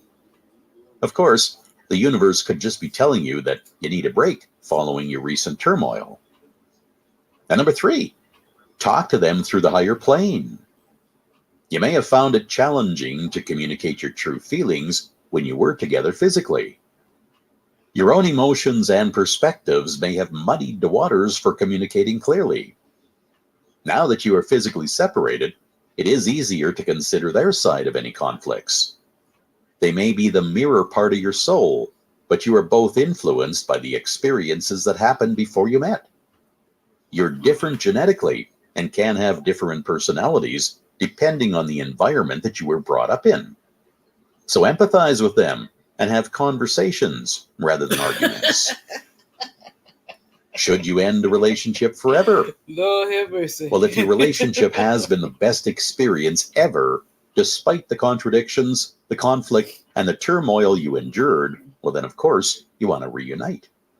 Yet most twin flame relationships are destined to be temporary, as the work needed to maintain them can be too exhausting. If you can ride the waves of emotion and reach a tranquil shore, then you might both stay together forever. But sometimes it must end. So here are signs that it's time to stop running or chasing. Number 1, you stop regarding your relationship as a safe place to be. You stop thinking of your twin as your home, as the trauma of your union has taken over. Number 2, you are cold and dismissive of each other. If you contact your twin and they are rude and disdainful to you, it could be time to call it a day. When chasing your twin, they should still treat you with respect, if not love. Twin flames are not meant to be enemies, ever. Number 3, you feel that chasing or running is a waste of time. If you lose interest in any part of the process, well, then the relationship has probably run its course. Have the conversation and end it properly. Your twin needs to know exactly where they stand, as they may have expectations for the future. You love each other even if you can't maintain a partnership. So do the right thing and just end it cleanly. Number 4, your gut tells you to end it. It is as simple as that. You've trusted your instinct and the universe to guide you in the past. So if it tells you to let go, then listen and let go. Number 5, you know you will only heal once the process is complete. Sometimes the wounds you have endured are too deep, and any further communications will only cause more pain, and you are not willing to take that path. What to take away from a twin flame relationship? Well, first, realize that this relationship is unlike any other. You may have ended it and gone your separate ways, but you will still be part of your twin no matter what. When you part, it is normal to go through the traditional feelings of grief, anger, and hatred, followed by acceptance and forgiveness. So embrace all these emotions and use them to assimilate the lessons you have learned. You need to celebrate the good times and let go of the bad experiences. This is the way your soul develops and steps closer to your spiritual transformation. Your twin flame relationship will stay with you, and while it may have ended in this reality, you will meet again. You said you will meet again. That's right. I told Chapter you that. 9. If Stage not in 6. this, if not The this surrendering. lifetime, the next lifetime. This stage of the twin flame journey has been described as a magic formula or the silver bullet of the process. You need to give up the final vestiges of power you have over your destiny. You reach a point when you understand that being powerless is possibly the most powerful way to live. The key is to realize what you have and let go of the attachment you may have to things and to people you may think that you need, Right. but you know that you can't have. Hmm. You need to believe that the universe has your destiny covered. You need to lose the fear that the relationship with your twin is based on your ego and your actions. Surrender yourself to the divine and Love let go of the thyself. residual parts of the experience that you still feel you control. Imagine your union as a rose.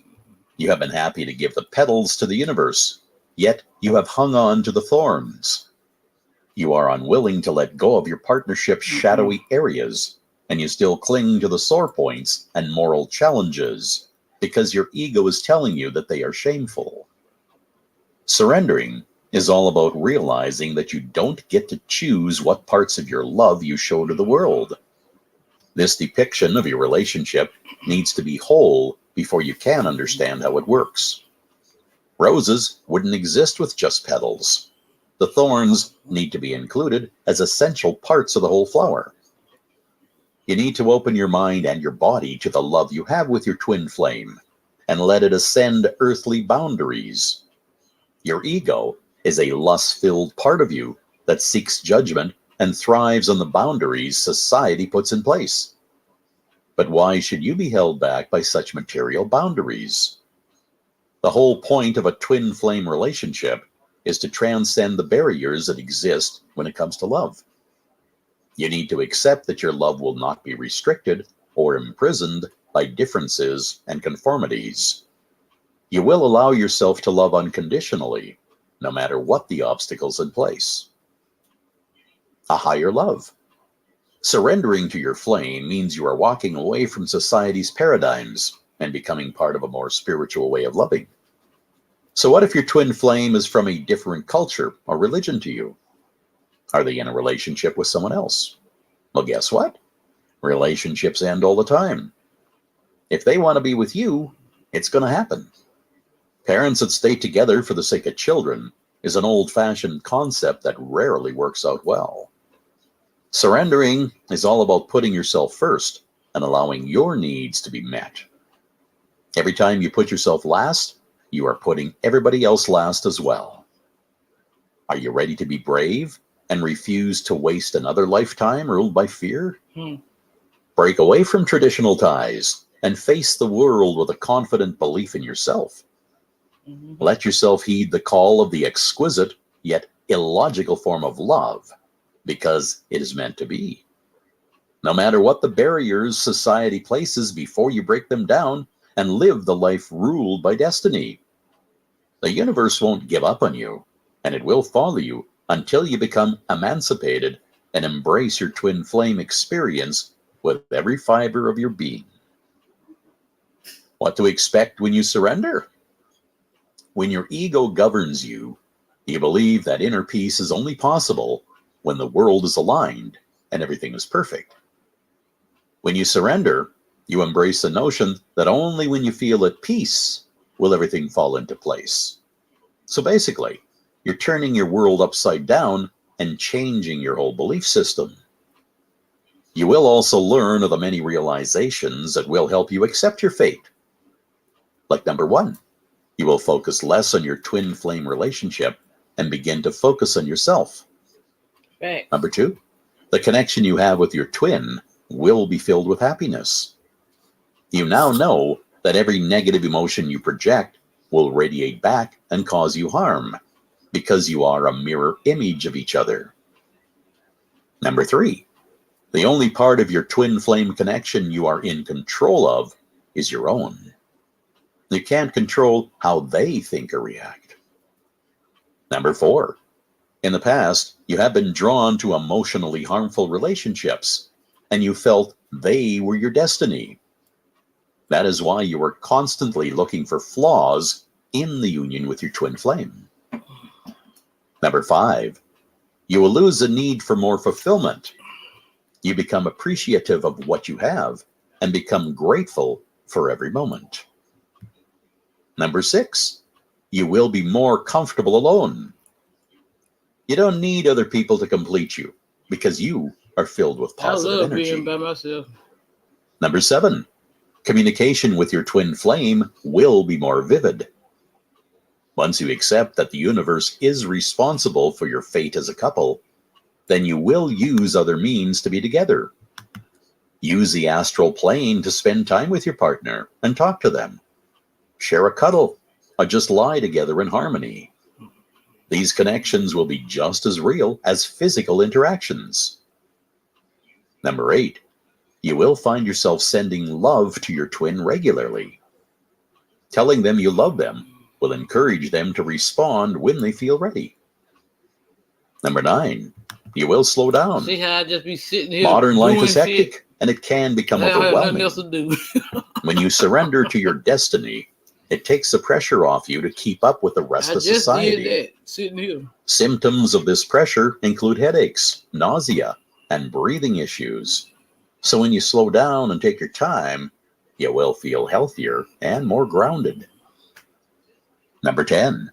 You will become interested in your shared synchronicities. Instead of being annoyed by the bonds that connect you, your shared interests and feelings will reassure you that no matter what happens, this person will be in your life forever. Just because you have to have time for yourself, Prophet. See, you know what I'm saying? I be back. This my whole back here in my room. Everything. The master bedroom, bathroom, and everything here. Shower, bathtub. I got a refrigerator back here and everything. If I even got to leave the house if I want to. But I go outside because I got to get that sun. We need that sun. All I got to do is pick up the phone. If I don't feel like cooking, all I got to do is pick up the phone. And when I want my herb, pick up the phone. If I need my medicine from the drugstore, pick up the phone. I ain't got to go nowhere. Well, I get out the house just get that fresh air because we need that fresh air and that sun and stuff. That's how we stay balanced. Stay grounded. When I get ready to lay down, like a big old king size bed, adjustable bed, put the vibrator on it, hit the button, let it vibrate. You will become more aware that the things that are happening to you are probably happening to them as well. Send telepathic messages when you feel this connection and ask them to respond. Number 11. You will become more interested in the bond between science and spirituality. Once you stop obsessing about what is going to happen in the future, you free up your mind to explore different subjects. If you were previously attracted to science subjects at school, you might seek knowledge from the spiritual world. Books about spirituality will appeal to you. Crystals and amulets will become part of your world while you feel the need to visit important spiritual places. Your next vacation may be somewhere as diverse as a retreat or a trip to India to visit a guru. If you are naturally spirited, then the world of science will become appealing. Try subscribing to Science News, a bi-weekly publication that brings news from recent science and technical journals. The articles are short, professionally written, and packed with fascinating information written in layman's terms. Number 12. You will be more aware of the changes in your twin's tempo and how to deal with them. In the past, you may have felt these differences in mood and energy levels were a disruptive part of your relationship, but now you know better. You aren't meant to be completely in tune with each other, because when you have different issues, you need to come together as a unit and deal with them. Even though you are separated, you still need to work in this way. Your telepathic connection doesn't mean they have constant access to your thoughts. Here are simple ways you can improve your telepathic skills. Start with simple messages and see how clear they are and when your partner receives them. Send a color or a shape to begin with, and then add other elements. Lose fear. Just like surrendering to the twin flame relationship, it's time to let go of negativity. Society may not believe in telepathy as a relevant way of communicating, but you already know it is. As twin flames, you have been communicating with each other for many lifetimes. So believe in your skill and accept that the more that you practice, the better at it you will become. Use props to improve the strength of your signal. Crystals, candles, and other aids help you concentrate and focus on your mission. Turn a room in your house into a spiritual place and use it to send your telepathic messages. You shouldn't limit your messages to your twin flame. Talk to the universe and tell it your thoughts. It'll listen and respond. Power up the thought with positivity. When you send your thoughts, bathe them in a clear white light before you let them go. Feel the energy buzzing in your mind and send it to your chosen recipient. Visualize communication. As you send your message, imagine how it will be received. Will your twin be joyful at your communication? Sometimes when you are apart, visualization will help you feel more connected. There are codes and ethics connected to telepathy that shouldn't be ignored. Just as you value your privacy, so does your twin. Create a telepathic shield or cloak when you want to keep your thoughts secret. This should be something that both of you should do openly. You need to have mutual respect and be comfortable with your conversations on all planes. Number 13, you will experience total love. Once you let go of fears and doubt, you create the space for even more love. You recognize how your ego has distorted how you look at them, but now you have a clearer picture. This non-judgmental state of mind will let you recognize the depth of your love. They are amazing. They are the most amazing person in the universe. Your heart will swell with love and devotion for them, even if you never meet them again. Number 14, when you look into their eyes, you will see a representation of your original environment. This is the origin of your soul. This is a place where you feel most comfortable. It can happen when you look into their eyes face to face, or it can happen even when separated. A picture of them may seem normal to other people, but it shines with energy to you. As you look into the eyes, you see a deep space lit with a divine light that fills your soul with hope. To you, your twin is like an angel in the darkness, always there to guide you and fill your soul with love. Number 15, you will feel a purely physical pull. Once the spiritual connections are perfected, then a natural way to progress is on the physical plane. If the universe believes the time is right, it'll put you on the right path to reconciliation. As with other situations, now is the time to follow the signs that it sends you. If you suddenly receive an invitation to visit a new area, then accept it. If you see a deal on a trip that seems too good to be true, grab the opportunity, and it could lead you to your twin. The universe is a minx when it comes to communicating with you. It can cause you to be affected by a sign simply designed to let you know it is there. A sense of physical touch could be a sign from the universe that you are loved. If you feel a warm touch on your shoulder when you feel down, that is your divine self giving you a positive sign. If you suddenly get goosebumps without the temperature changing, this means someone somewhere is having intense, passionate thoughts about you. A white feather or a butterfly is also a classic sign that you are communicating with the astral plane. Number 16, you will reach a startling conclusion about your relationship. You will both become accepting that your relationship with each other is the last and most complete union you will ever have. But what if this relationship doesn't survive your separation and fails to reach the reunion stage?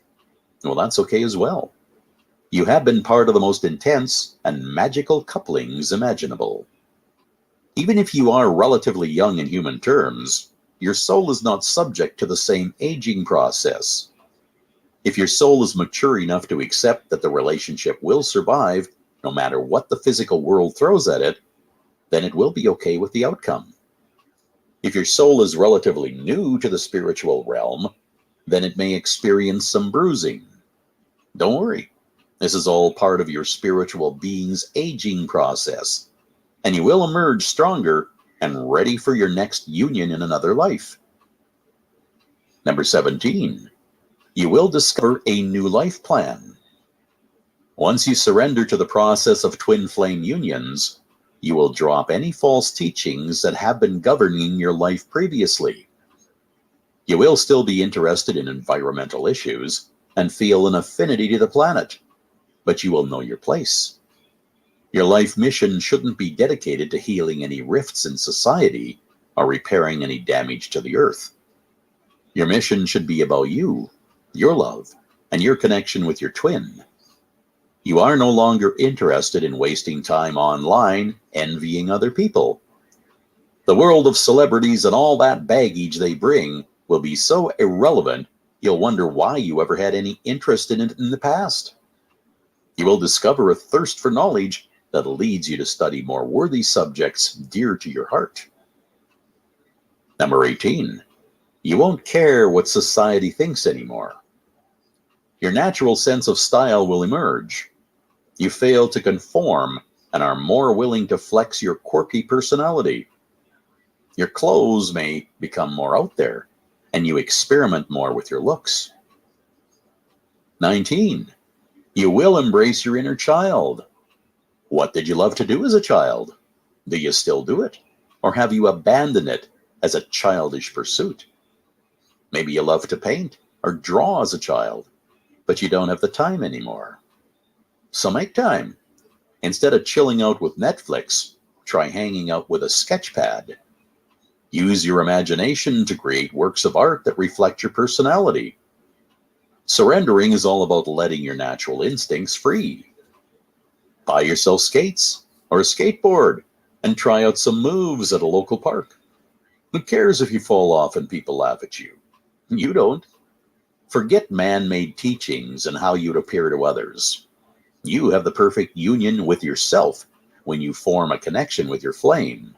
So all other opinions are muted. Did you ever regret something you didn't do? Well then, now's the time to do it. You have all the free time in the world once you let the universe take over your destiny. So use it to grow spiritually and physically. And number 20, you will relearn how to experience things. Next time you see a sporting event or an essential cultural experience on TV, consider what's happening. Are the people concentrated on what is happening? Or can you just see a blanket of smartphones trying to picture the event? Modern society is so focused on recording events and experiences, they have forgotten how to enjoy the natural joy and the energy surrounding them. Have your devices at home and go out and experience the world. You don't care anymore what your online profile looks like. So why should you feel the need to photograph everything? Don't let technology interfere with your psyche. Let go of it and become a participant in life rather than a spectator.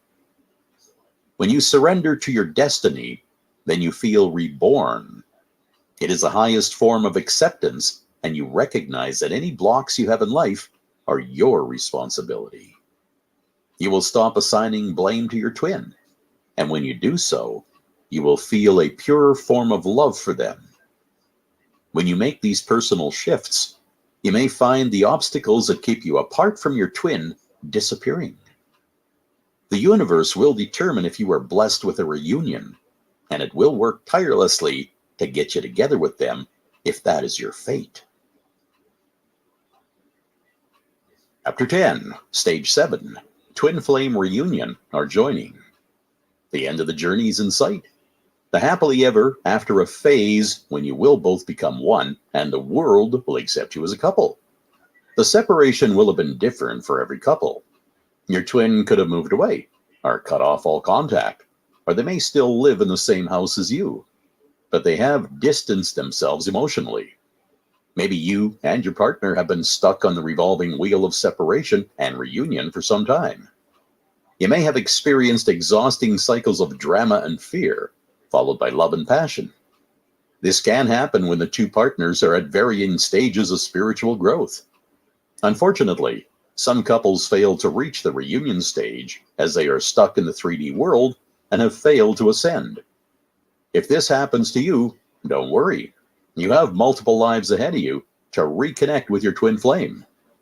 The main thing to remember is this final union is unique for everyone and can follow varying periods of separation.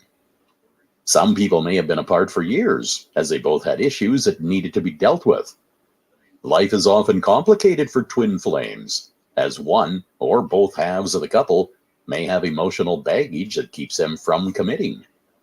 Fortunately, some commonalities signal a reunion is about to happen. If you have experienced a feeling that your twin is using a dangling carrot type of thinking about your situation, then you may feel it's time to resolve your relationship. You will know when it's time to act and overcome your doubts and misgivings. This may cause a union between the two of you, or it may not. Whatever the outcome, when the signs occur, you must act on them. What happens next is determined by destiny and will give you peace of mind. Signs that a reunion is about to happen. Number 1 is excitement. Are you feeling butterflies in your stomach for no reason at all? Do you wake up with a feeling of joy and anticipation? This may be a sign from your heart chakra that something amazing is about to happen. Your soul is incredibly intuitive when it comes to your twin flame, and it will sense if a shift in their feelings have happened. You may have already surrendered to your union, but they may have held back. Internal excitement can signal they are now ready to reunite. Number 2, communication between the two of you is more harmonious. You may have had periods when all communication ceased or became fractious. You may have lost contact completely. If you suddenly find messages from them on social media, or they appear in your dreams, then this is a sign they want to reconnect. Both of you may have moved since you last saw each other and are unaware of how to get in touch physically, but that won't stop you. Twin flames may be thousands of miles apart, but they will always be close on the astral plane. Number 3, your twin flame commitments may have changed. As a spiritual being, people in twin flame relationships have a common belief that their connection shouldn't interfere with another soul's contact on Earth. If your twin was already committed to someone else, then this may be part of the reason you separated. If you hear that their situation has changed, this may be a sign they will return to you. While this may be the perfect outcome for the two of you, be aware that other people will be hurt during the process.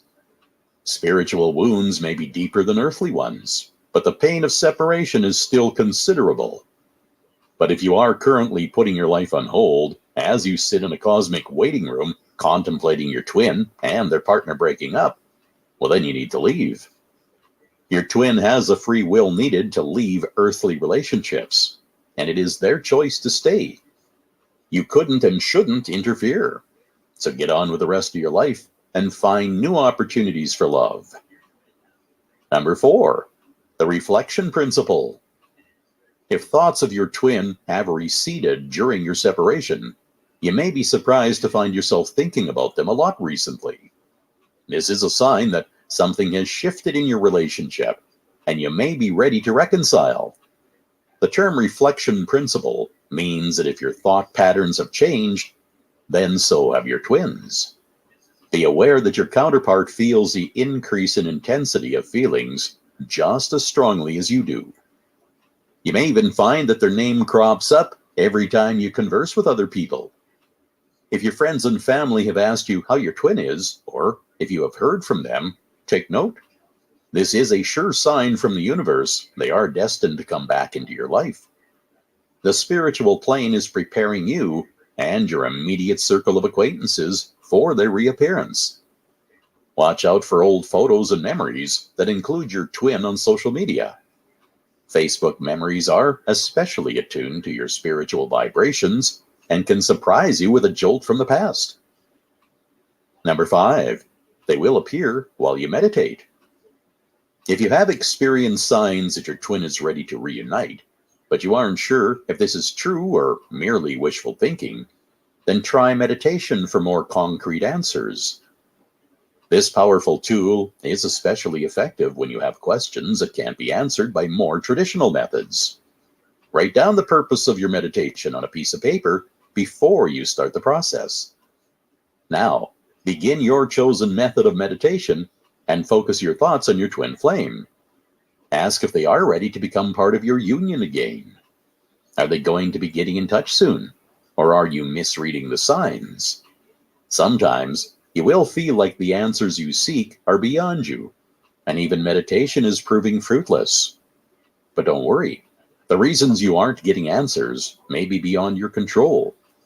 There could be obstacles in place within yourself or your twin delaying the process.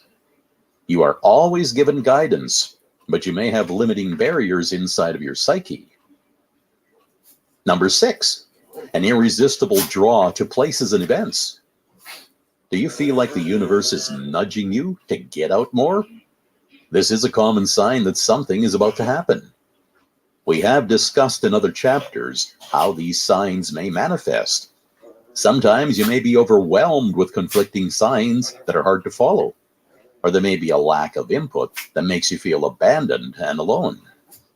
Take heart in the fact that the universe is a constant companion and is forever sending you information. When you are on a dark road and feeling like your future is uncertain, then you need only one light to guide you home. The dark road of your twin flame journey has become a rocky one, but the end is in sight. The universe can lead you to a secondhand bookstore, where you find a reference to a long-forgotten coffee shop that you once used. When you revisit the coffee shop, you just happen to bump into a friend who happens to know your flame. You meet later in the week, and your twin reappears in your life. You could even be involved in a minor car crash with a man who works with your twin flame. All coincidences will lead to your twin and a reunion. There are coincidences and blessings in disguise sent by the universe to nudge you in the right direction. Prophet, I had to go sit on my throne for a minute or two so I couldn't answer you. You a damn mess, you know that. You be dissecting shit, but I be dissecting shit too now. Don't get it twisted now, Prophet. He said, what he trying to explain is because of the dynamic of the runner and the chaser. See, the runner-chaser dynamic. And 9 times out of 10, it's us, the divine feminine, who wake up first. See what I'm saying? And then it's later on the divine masculine wake up. But he always is the runner. And we be wanting to find ourselves chasing after them. But so he trying to say is don't chase after them, because what it is really is that we mirror our soulmates, that twin flame / soulmate. We mirror them, because what we see, the faults that we see in them are really the faults we have in ourselves. See what I'm saying? So what he trying to say is that you need to go within, don't chase behind them. You need to go within and go get to yourself and start loving yourself and start knowing thyself. And then if it's meant to be, it'll be. See what I'm saying? That's what he's trying to say when he say get to yourself and go within. That's what I say. You got to go within and know you. You got to learn how to love yourself. See, you got to learn how to properly love thyself. That's what these lessons are for. When you learn how to properly love yourself, then you know how you want someone else to love you, and you know how to love them. See, you don't been through all this other foolishness with these people. So you know you don't want to be, you don't want that kind of treatment anymore. You know what kind of love you want. See what I'm talking about?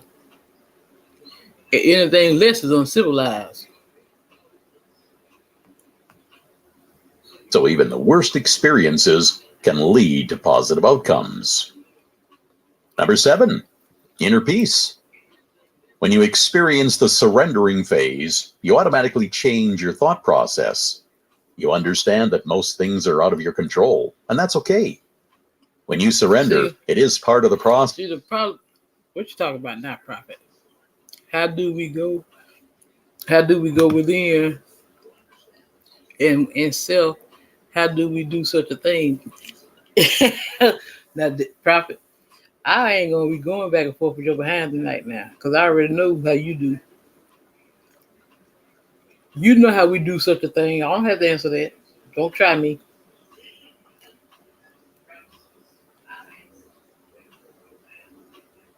See, now you see. I already know where you trying to go with that, and I ain't going there with you.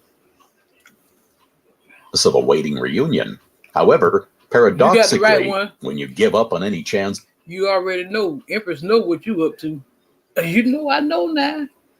Third eye strong, baby. Reunion. This can be the most potent sign of all. Once you find that all thoughts of a reunion and a happy life together have left you, you are in a state of inner wholeness. This radiates into outer wholeness, and when you realize that you need nobody else to complete you, or your life is the most likely time you will reunite. Number 8, you feel like they are with you already. Have you felt like your twin is sitting right next to you?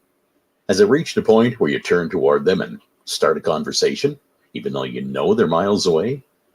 When all barriers are down and you are both spiritually ready for a reunion, then you will experience it on an astral plane first. Try to use that psychology on me. Your divine timings are attuned, and the universe is preparing you both.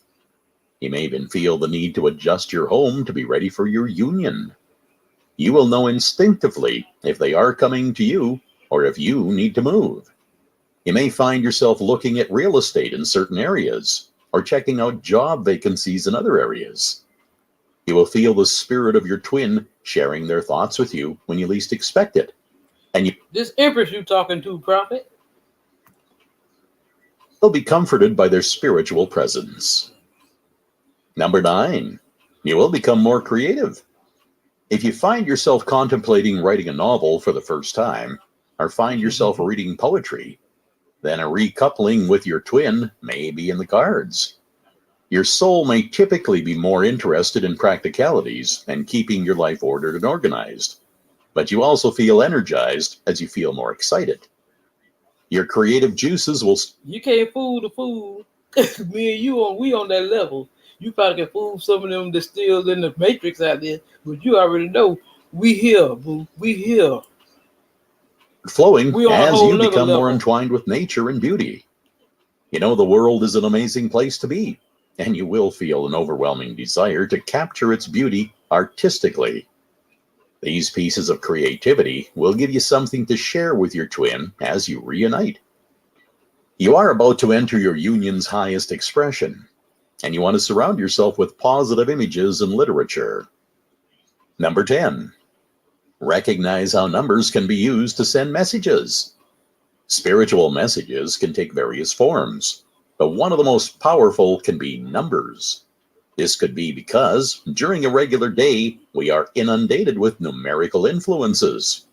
Consider these examples. When you pay a bill online, what do you need? A customer number, a card number, a final sum of how much to pay, and maybe a time of delivery are all necessary. And these aspects are all numerical. When traveling, what's the most important thing you need to check? Well, the time, of course. What time is your train leaving? How long will the journey take? And what time is your connection? Shopping? Well, everything you buy has a monetary value. Every receipt will contain a multitude of numbers. Going to the gym? Well, if you think you can avoid numbers when getting fit, think again. You will have a certain number of reps to do, and different exercises are designed to last at least a specific length of time. Chill out? Even at our most relaxed time, it's an important time of our routine. What time is your favorite program on? How many hours can you spend playing Xbox?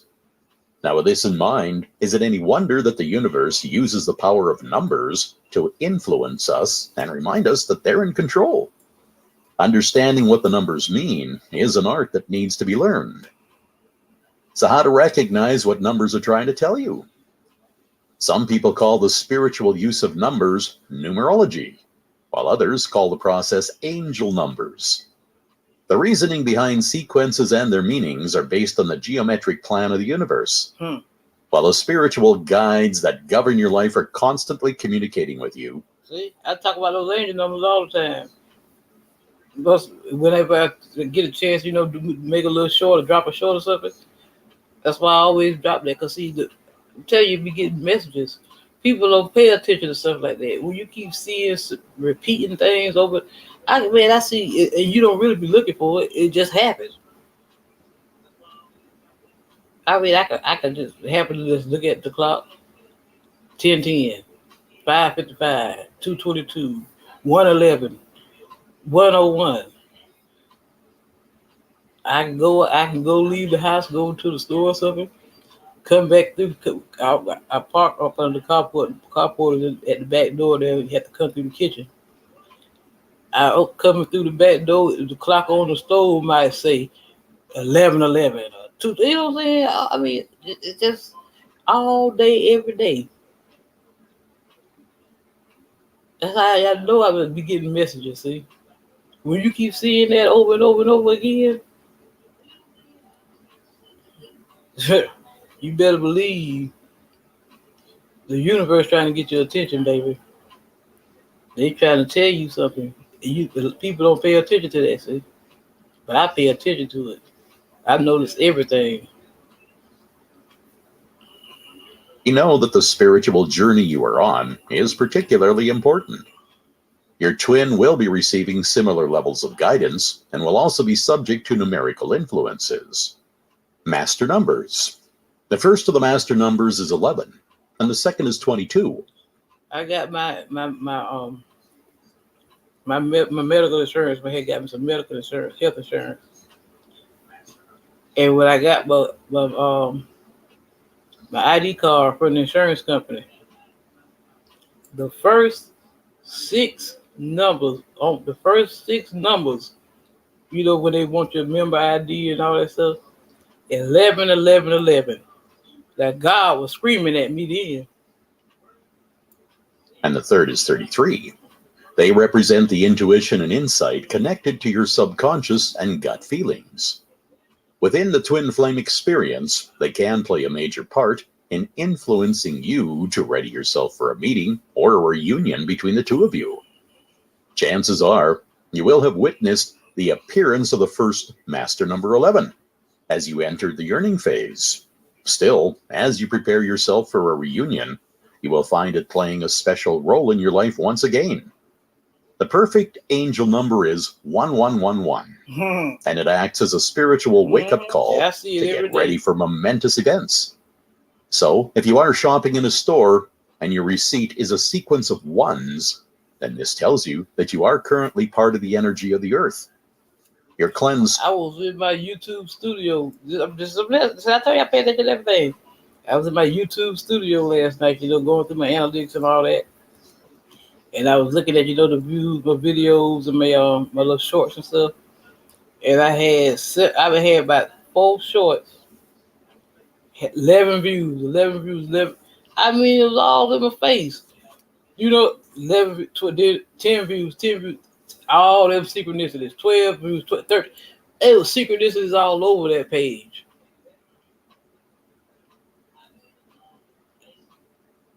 And some people might just look at that and won't even give it a second thought. But when I see it now, I already know what it means. The Lord let me look at the universe. Let me know. Don't worry. I told you that's why I said don't worry about it, because I already know. I know the universe got me, because they tell me every day. They show it to me every day. All over that, all up and down in my studio. It was nothing but repeating numbers, angel numbers. That's why I told you I'm blessed, baby. Highly blessed. Blessed and highly favored. And the universe let me know every day. That's why I don't worry, love. I stepped out on faith, and the universe showed me, we got you. We got you, boo. You. That's what it means when you got to be the fool sometimes. That's because you got to be the fool. You got to take that leap of faith and know and trust and believe that the universe got your back no matter what. Once I did that, I don't have no words, baby. I had to get that inner child back. See, I had to learn how to love me. I had to learn how to get back at one with nature. You know, I'd love to go out there, like you say. Probably I go out there so I can be. I just like to go out there and just stand up out there in that sun, just look up at that sun. Get out there and walk through that grass barefoot. I said, hey, one day I'm just gonna get out there and just lay in it and just roll in it like I used to do when I was a child. That's what you got to do. You got to get to know you. You got to get to know that you got to get back to that innocence. See, you got to get back to that. If you notice when you were a child, you didn't have any kind of fear. You know that, right? A child have no fear. We just know that everything. We just knew that everything was gonna be all right. See, so that's why we. So once we become an adult, that's why they say once the man, twice the child. Yeah, don't get it. You don't get it. I told you I can break that. I can break it down, my loves. All symbolism and allegory in that Bible. Once the man, twice people really interpret that the wrong way. But what I'm telling you, that's why I say you got to get back to that innocence and trust in the universe and trust the source well, no matter what, as long as you following in the right path, as long as you in your divine purpose, just trust that everything's gonna be all right, love.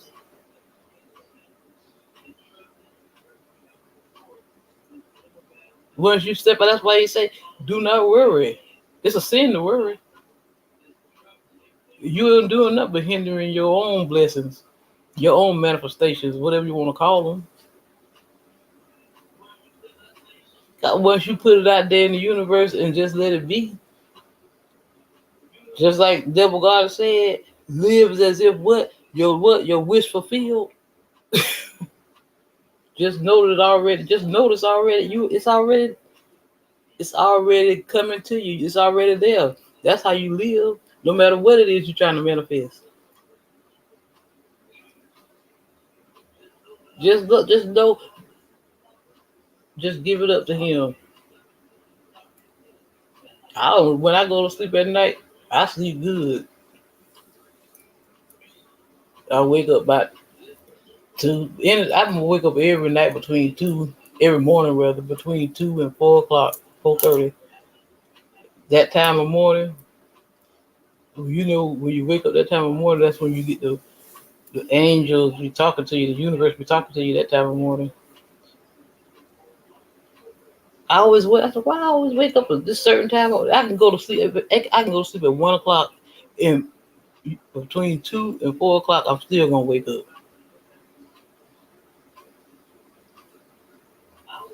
That's because you're getting downloads. See, people don't pay attention. See, people don't be paying attention to none of that. But when you tapped in, you know these. When you tapped in, you see.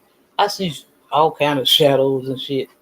People might think I'm crazy as hell, but I know I ain't crazy.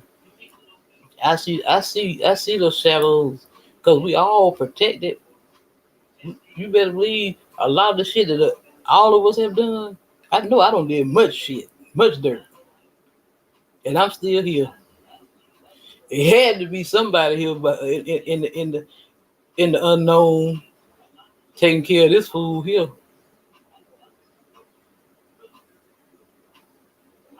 And sometimes you can just see that glance. But see, that's the problem. See, when people don't get it, go within to, like you say, probably go within yourself and get to know self. Get it, come it. Well, that's why I say you go within, so you don't go without, baby. As above, so below. You center in what? You center in God. When you center in God and He center in you, you you'd be amazed at some of the things they just you see. It just come to you, and you just wonder. Sometimes it make you think you're going crazy because you like, good God Almighty. I can just think about a person. They're gonna pop up or they're gonna call me or text me. I can just if I can just speak a person's name out my mouth and they'll pop up. I'll call. And when that's what I said, speak of the devil. I mean, it don't ever fail. It could be somebody I hadn't even, just like the other day. I was over here talking about my brothers and them. I was talking about my oldest brother, how he stole that land and stuff. And I was talking about I had to go up to Runner Robins to see my other brother because we're gonna have a family reunion in October. I did a live that day, that morning, and I was just talking about them on here. And then when I ended that live, I left that and I went to the store and my phone rang. It was my brother in Runner Robins. See what I'm talking about? It, every day. Y'all might think I'm lying, but if I'm lying, God can take the breath out of my body right now. That's just how tapped in I am.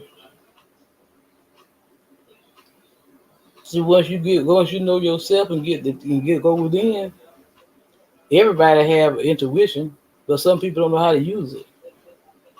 I'm an empath. That's why I don't like being around all kind of people because we pick up, people empath. We pick up energy quick off of people. See? That's why we real sensitive. Empaths are very sensitive people.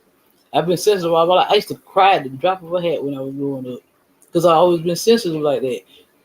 But I didn't know all these things until now. Once my spirituality got deeper, then once I realized everything that was going on with me, why everything was going on with me throughout my life, why certain things happened, and why I always had these kind of feelings and things, because I was born like this.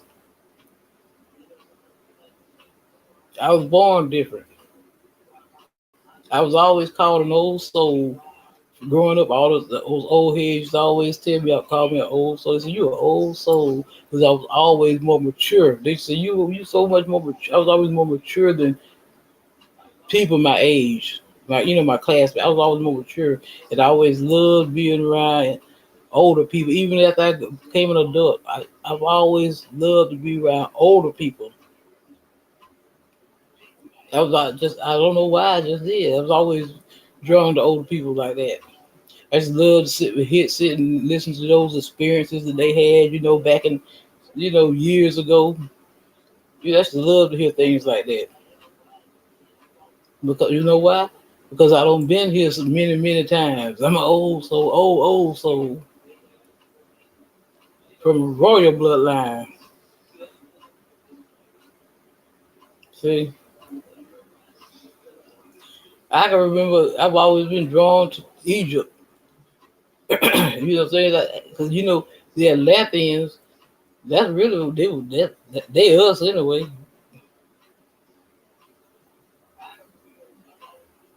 We already a highly intelligent race. That's why them damn crackers try to keep us asleep. They don't want us to know who we are. I'm trying to let these fools know who they are. But they choose to still I call it, like Dr. King said, the drum major instinct. You know what the drum major instinct is, don't you? You got to march to somebody else's drum. I march to my own drum.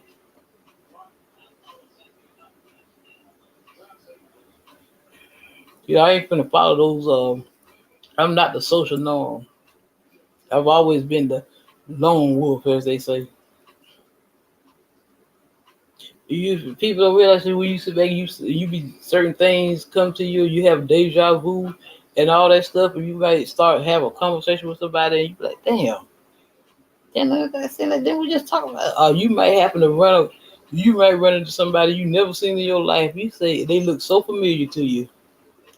It seems like you know, but it seems like you know them. And they, I don't know, but you know why? Because you don't see them in another lifetime. Everybody, listen, it's billions of people in this world, and the odds of certain people coming into your path are what astronomical, right? But you better believe that every person that happens to cross your path have been in your life in another lifetime. No such thing as a coincidence.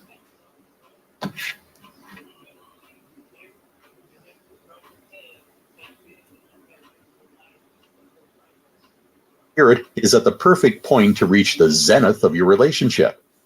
If the sequence is interspersed with the number 5, this can also be significant and indicate that the positive times lie ahead. The number 8 signifies that a positive opportunity is in the cards for you.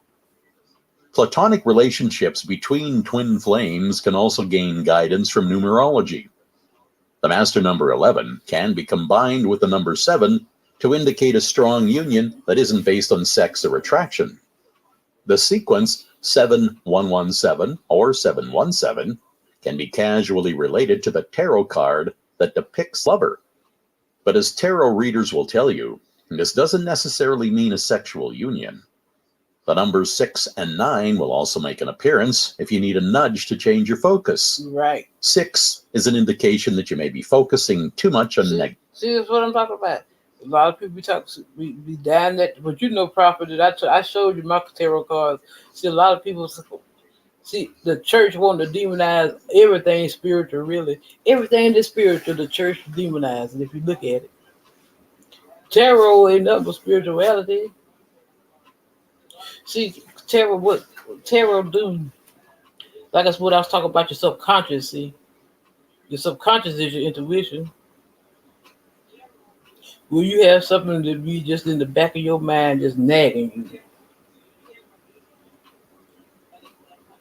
you? You know, just telling you just something in your gut, just telling you something. That's your intuition, my love. Some people just too stupid to follow it. I mean, if I had to follow that before I became, before I was awakened, it's a lot. I would have never been to prison. I would never been in half of the shit I've been in. But everything happened for a reason, see. So everything I went through was for to get me ready for a greater purpose. For me to tell my story. To let people know that you don't have to still be in those same circumstances. Just like I was talking when I was talking to my cousin, I talked to her that day too, because I talked to my brother twice that day. Then we called my cousin because she lives up in Running Robins too, and my brother he asked me what's I said, well, I said, my brother, I said, Billy made there in Running Robins too, so I was finna text him. He said, no, you driving, you wait till you get home, and then you text me the number. I got here and got on the phone with her, and every time I talk to that helper, she never want to get off the phone. End up talking to her for an hour before I even called my brother. Then when I called him, we did a 3-way call. Was on the phone another hour. Then he called me back here again yesterday. That's me and Jeff. That's my baby. I told him I was talking about him that day. That's my baby. That me and him. Like I said, I'm the baby. He retired out of the military. And then he just recently retired from Robins Air Force Base there in Running Robins. He had me spoiled from a baby too. I was like I said, baby. I grew up when I came along. My brothers and sisters were grown, married, had children. So I grew up with my nieces and nephews. See, and when my brother Jeff, the one he was in the military, he was over in Korea, Germany, and all them places. He used to always send me and my parents stuff from over there, clothes, all kind of stuff. I get to talk to him and every time I talk to him, my cousin Billy, said we always been real. Us three always been tight. my father married my brother and his wife. His wife just passed here a couple of years ago. And then Billy Mae, my cousin, she was always tight with cause that was my cousin on my mother's side. And like her and my mama were like two peas in a pod. She just like Lola Hall, baby. And she said if she every time we get on and we talk, that's why I say, I think about a lot of things, I just sit back and I just sometimes I just get sit here and I just go back and I think about my parents and think about childhood, just go back and just remember, sometimes you just go back in time, think about how things were so different then, you try to then you think about, things that you go through life. But like I said, you think you wish you could have done things differently, but everything happens for a reason. So just like we were talking, I was telling her, so if my father hadn't died, I probably would have went to college. I probably would have did this and that. And then I told her, I said, then she said, well, Diddy, you can't really blame alcohol for that. She said, cause you, I said, yeah, but you're right. I said, but I just felt like I lost my way. I said, when my daddy died, I felt like I lost my best friend. I tell you, because when I tell you, that's my whole problem right there. I always thought I could find a man that could be like him. See, I ain't found him yet, but I know he out there. It was always, as I was a daddy's girl, I love my mother, exactly, but my daddy, it was just something, we just had a closer bond. It's always like that, the girls are always close with their daddy, and the boys closer with their mama. But and then I said, you know what though, Billy Mae? I said, baby, that wasn't my path in life.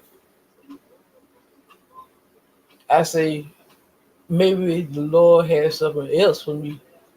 And she said, she agreed. Because, I didn't know she was on the level she was on until the other day. All my life, I didn't know how deep she was. She believed the same way we believe. She said, that's right, Lily. She said, but it might wasn't meant for you to go to college. She said, that's right. The Lord has something else for you to do. Everybody not meant to do the same thing.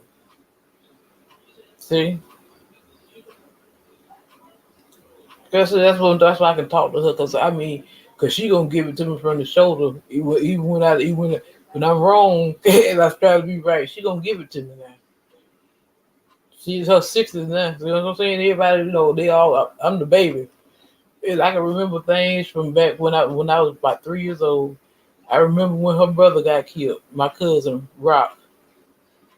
Somebody set him on fire in his car. I must have been about 3 years old, and we talked about that one time. She said, Didi, I told you that's what they all call me, Didi. She said, Didi, you remember that? I said, yeah, I remember it. She said, my you was a baby.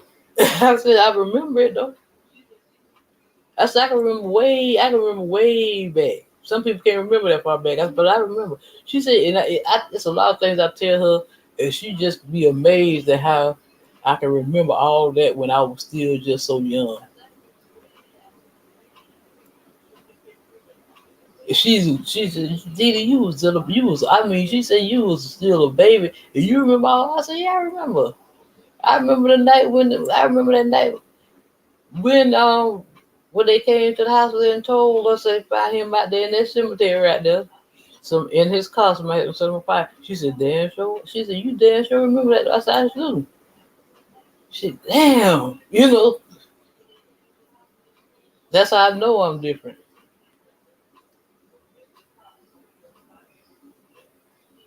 That's why I said I know everything was destined. When my biological mother left me with my parents, it was already written for it to happen that way. See, It was meant for me to. It was everything that went on in my life was meant to happen.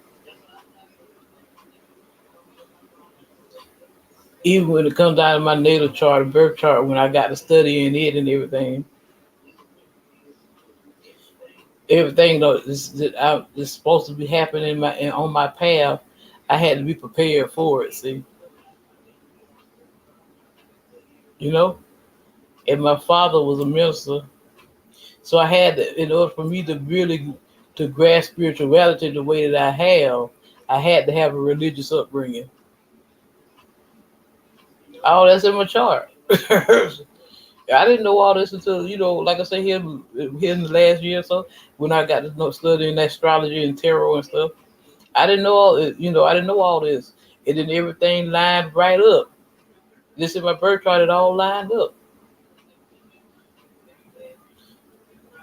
The path that I'm on, my North Node Scorpio, Scorpio deals with religion too, as well, and spirituality. So my North Node Scorpio is your North Node is the purpose you're supposed to be in this lifetime. See, so my purpose is spirituality to raise the consciousness of the collective. That's my purpose. See, and I had to have that upbringing in religion. I had to have that in order to be able to grasp spirituality. See what I'm talking about? Okay, the ninth house. I did. I played some of that on the houses today, Prophet. The ninth house deals with religion, right? Okay, I have Pisces in the ninth house. Pisces is automatically a spiritual sign.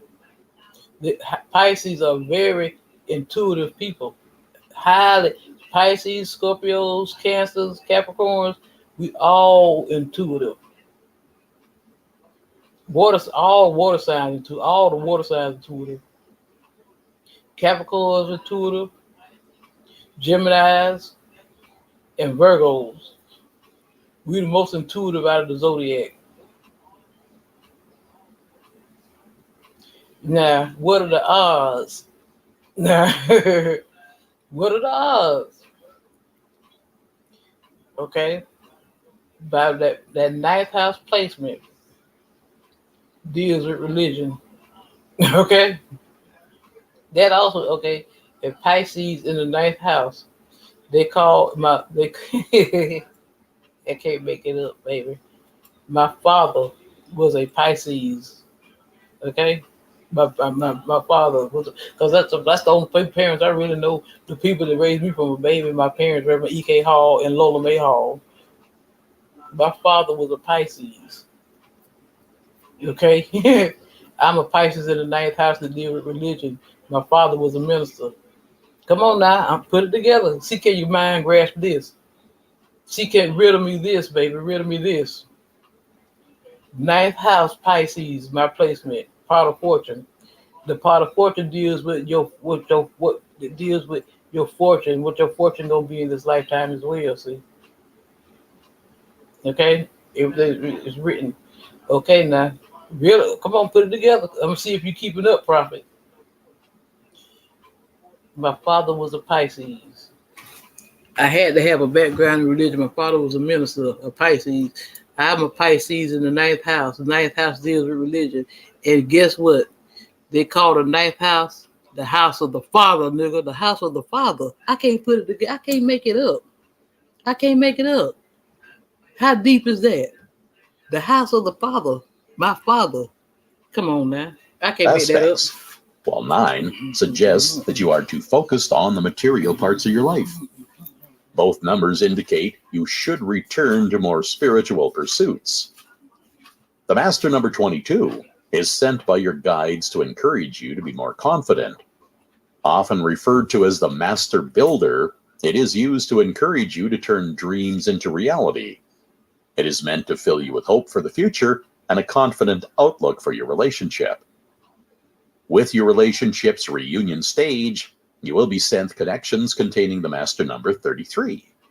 It is often called the master teacher, and it is more powerful because it is a combination of 11 and 22, which elevates it to the top level. The number 33 has no personal message to send. Instead, it is a sign that all humanity is about to experience a higher level of emotion. For those people waiting for signs of a possible reunion, it is a sign that you have achieved a higher spiritual plane. Signs of the number 33 combined with recurring 11s are the most significant signs from your guide that your reunion is imminent. So what happens once you have rejoined your twin? Once the separation phase has ended and you have both surrendered to your union, well, then the reunion will happen. You can't force it or screw it up. It just happens when you are both ready for this connection. You know you are meant to be together, and your subconscious minds will begin to merge, and you will be aware of each other's individual explicit awareness. You understand three things. Number one, the significance of your partnership. You know each other so well that you are comfortable with your separate roles within the relationship. You may be a typical male or female couple who believe that your sex governs your roles. The woman will be responsible for the relationship's mental health and will take charge of the communication between you. The male partner will take on the role of protector and be responsible for the home and feeding the family. Less conventional couples will feel comfortable enough to assign roles without gender influences. The important thing to remember is that you are comfortable with your relationship and you can be honest with one another. Number two, when you work together, you form an unbeatable team. In the past, you will have had conflicts with the power you have in a union. You separated for a reason, and one of the main reasons could be resisted working together. Now you have reunited. You are confident in your individual strengths, and you know that you are peerless when you combine your efforts. And number three, you are meant to live together. In the past, you may have struggled to live under the same roof because you need your personal space. Now, you could live in a cupboard and be happy. You have recognized that being together anywhere makes that place the best place in the world. You will no longer argue over where you will live. You'll just decide together. Conclusion. Are you ready to meet your twin flame? Does the thought of such an intense experience appeal to you? Or are you still hesitant? This audiobook was written to help you, regardless of the stage you're in. Hopefully, it has helped you realize who is in your life for a specific reason and who will be there for you always. Life is all about the relationships you form. So good luck in making the right choices. And remember, keep looking for signs from the universe. If you enjoyed this audiobook, can you please leave a rating for it? Thank you very much for your support. This has been Twin Flames, the ultimate guide to attracting your twin flame. Signs you need to know and at different stages. Includes a comparison of relationships with soulmates and life partners. Written by Mari Silva. Narrated by Ivan Busenius. Copyright 2021 by Mari Silva. Production copyright by Mari Silva. Audible hopes you have enjoyed this program. Okay. Well, that's the end of that, Prophet. Yeah, This is Audible. Oh, stop. Turn. Yeah, you don't rock with me about 4 hours now. See, I don't got through that book. Went through that whole book. That was a 3-hour book. 3 hours and 12 minutes. And you rock with me every minute of every step of the way, Prophet. Peace and blessings to you, my love. Shout out to Information Man everybody that came in here. Information Man show. Let me see who else have stopped in here. Prophet, you rock with me the whole night, baby. But you came in here and gave me that energy. Inspired me to keep on moving. See who else came in here. Somebody else, Wild William. Shout out to him. Lovesy. Shout out to Lovesy. You know, y'all came through. I shave my love. Always go within, so you never go without.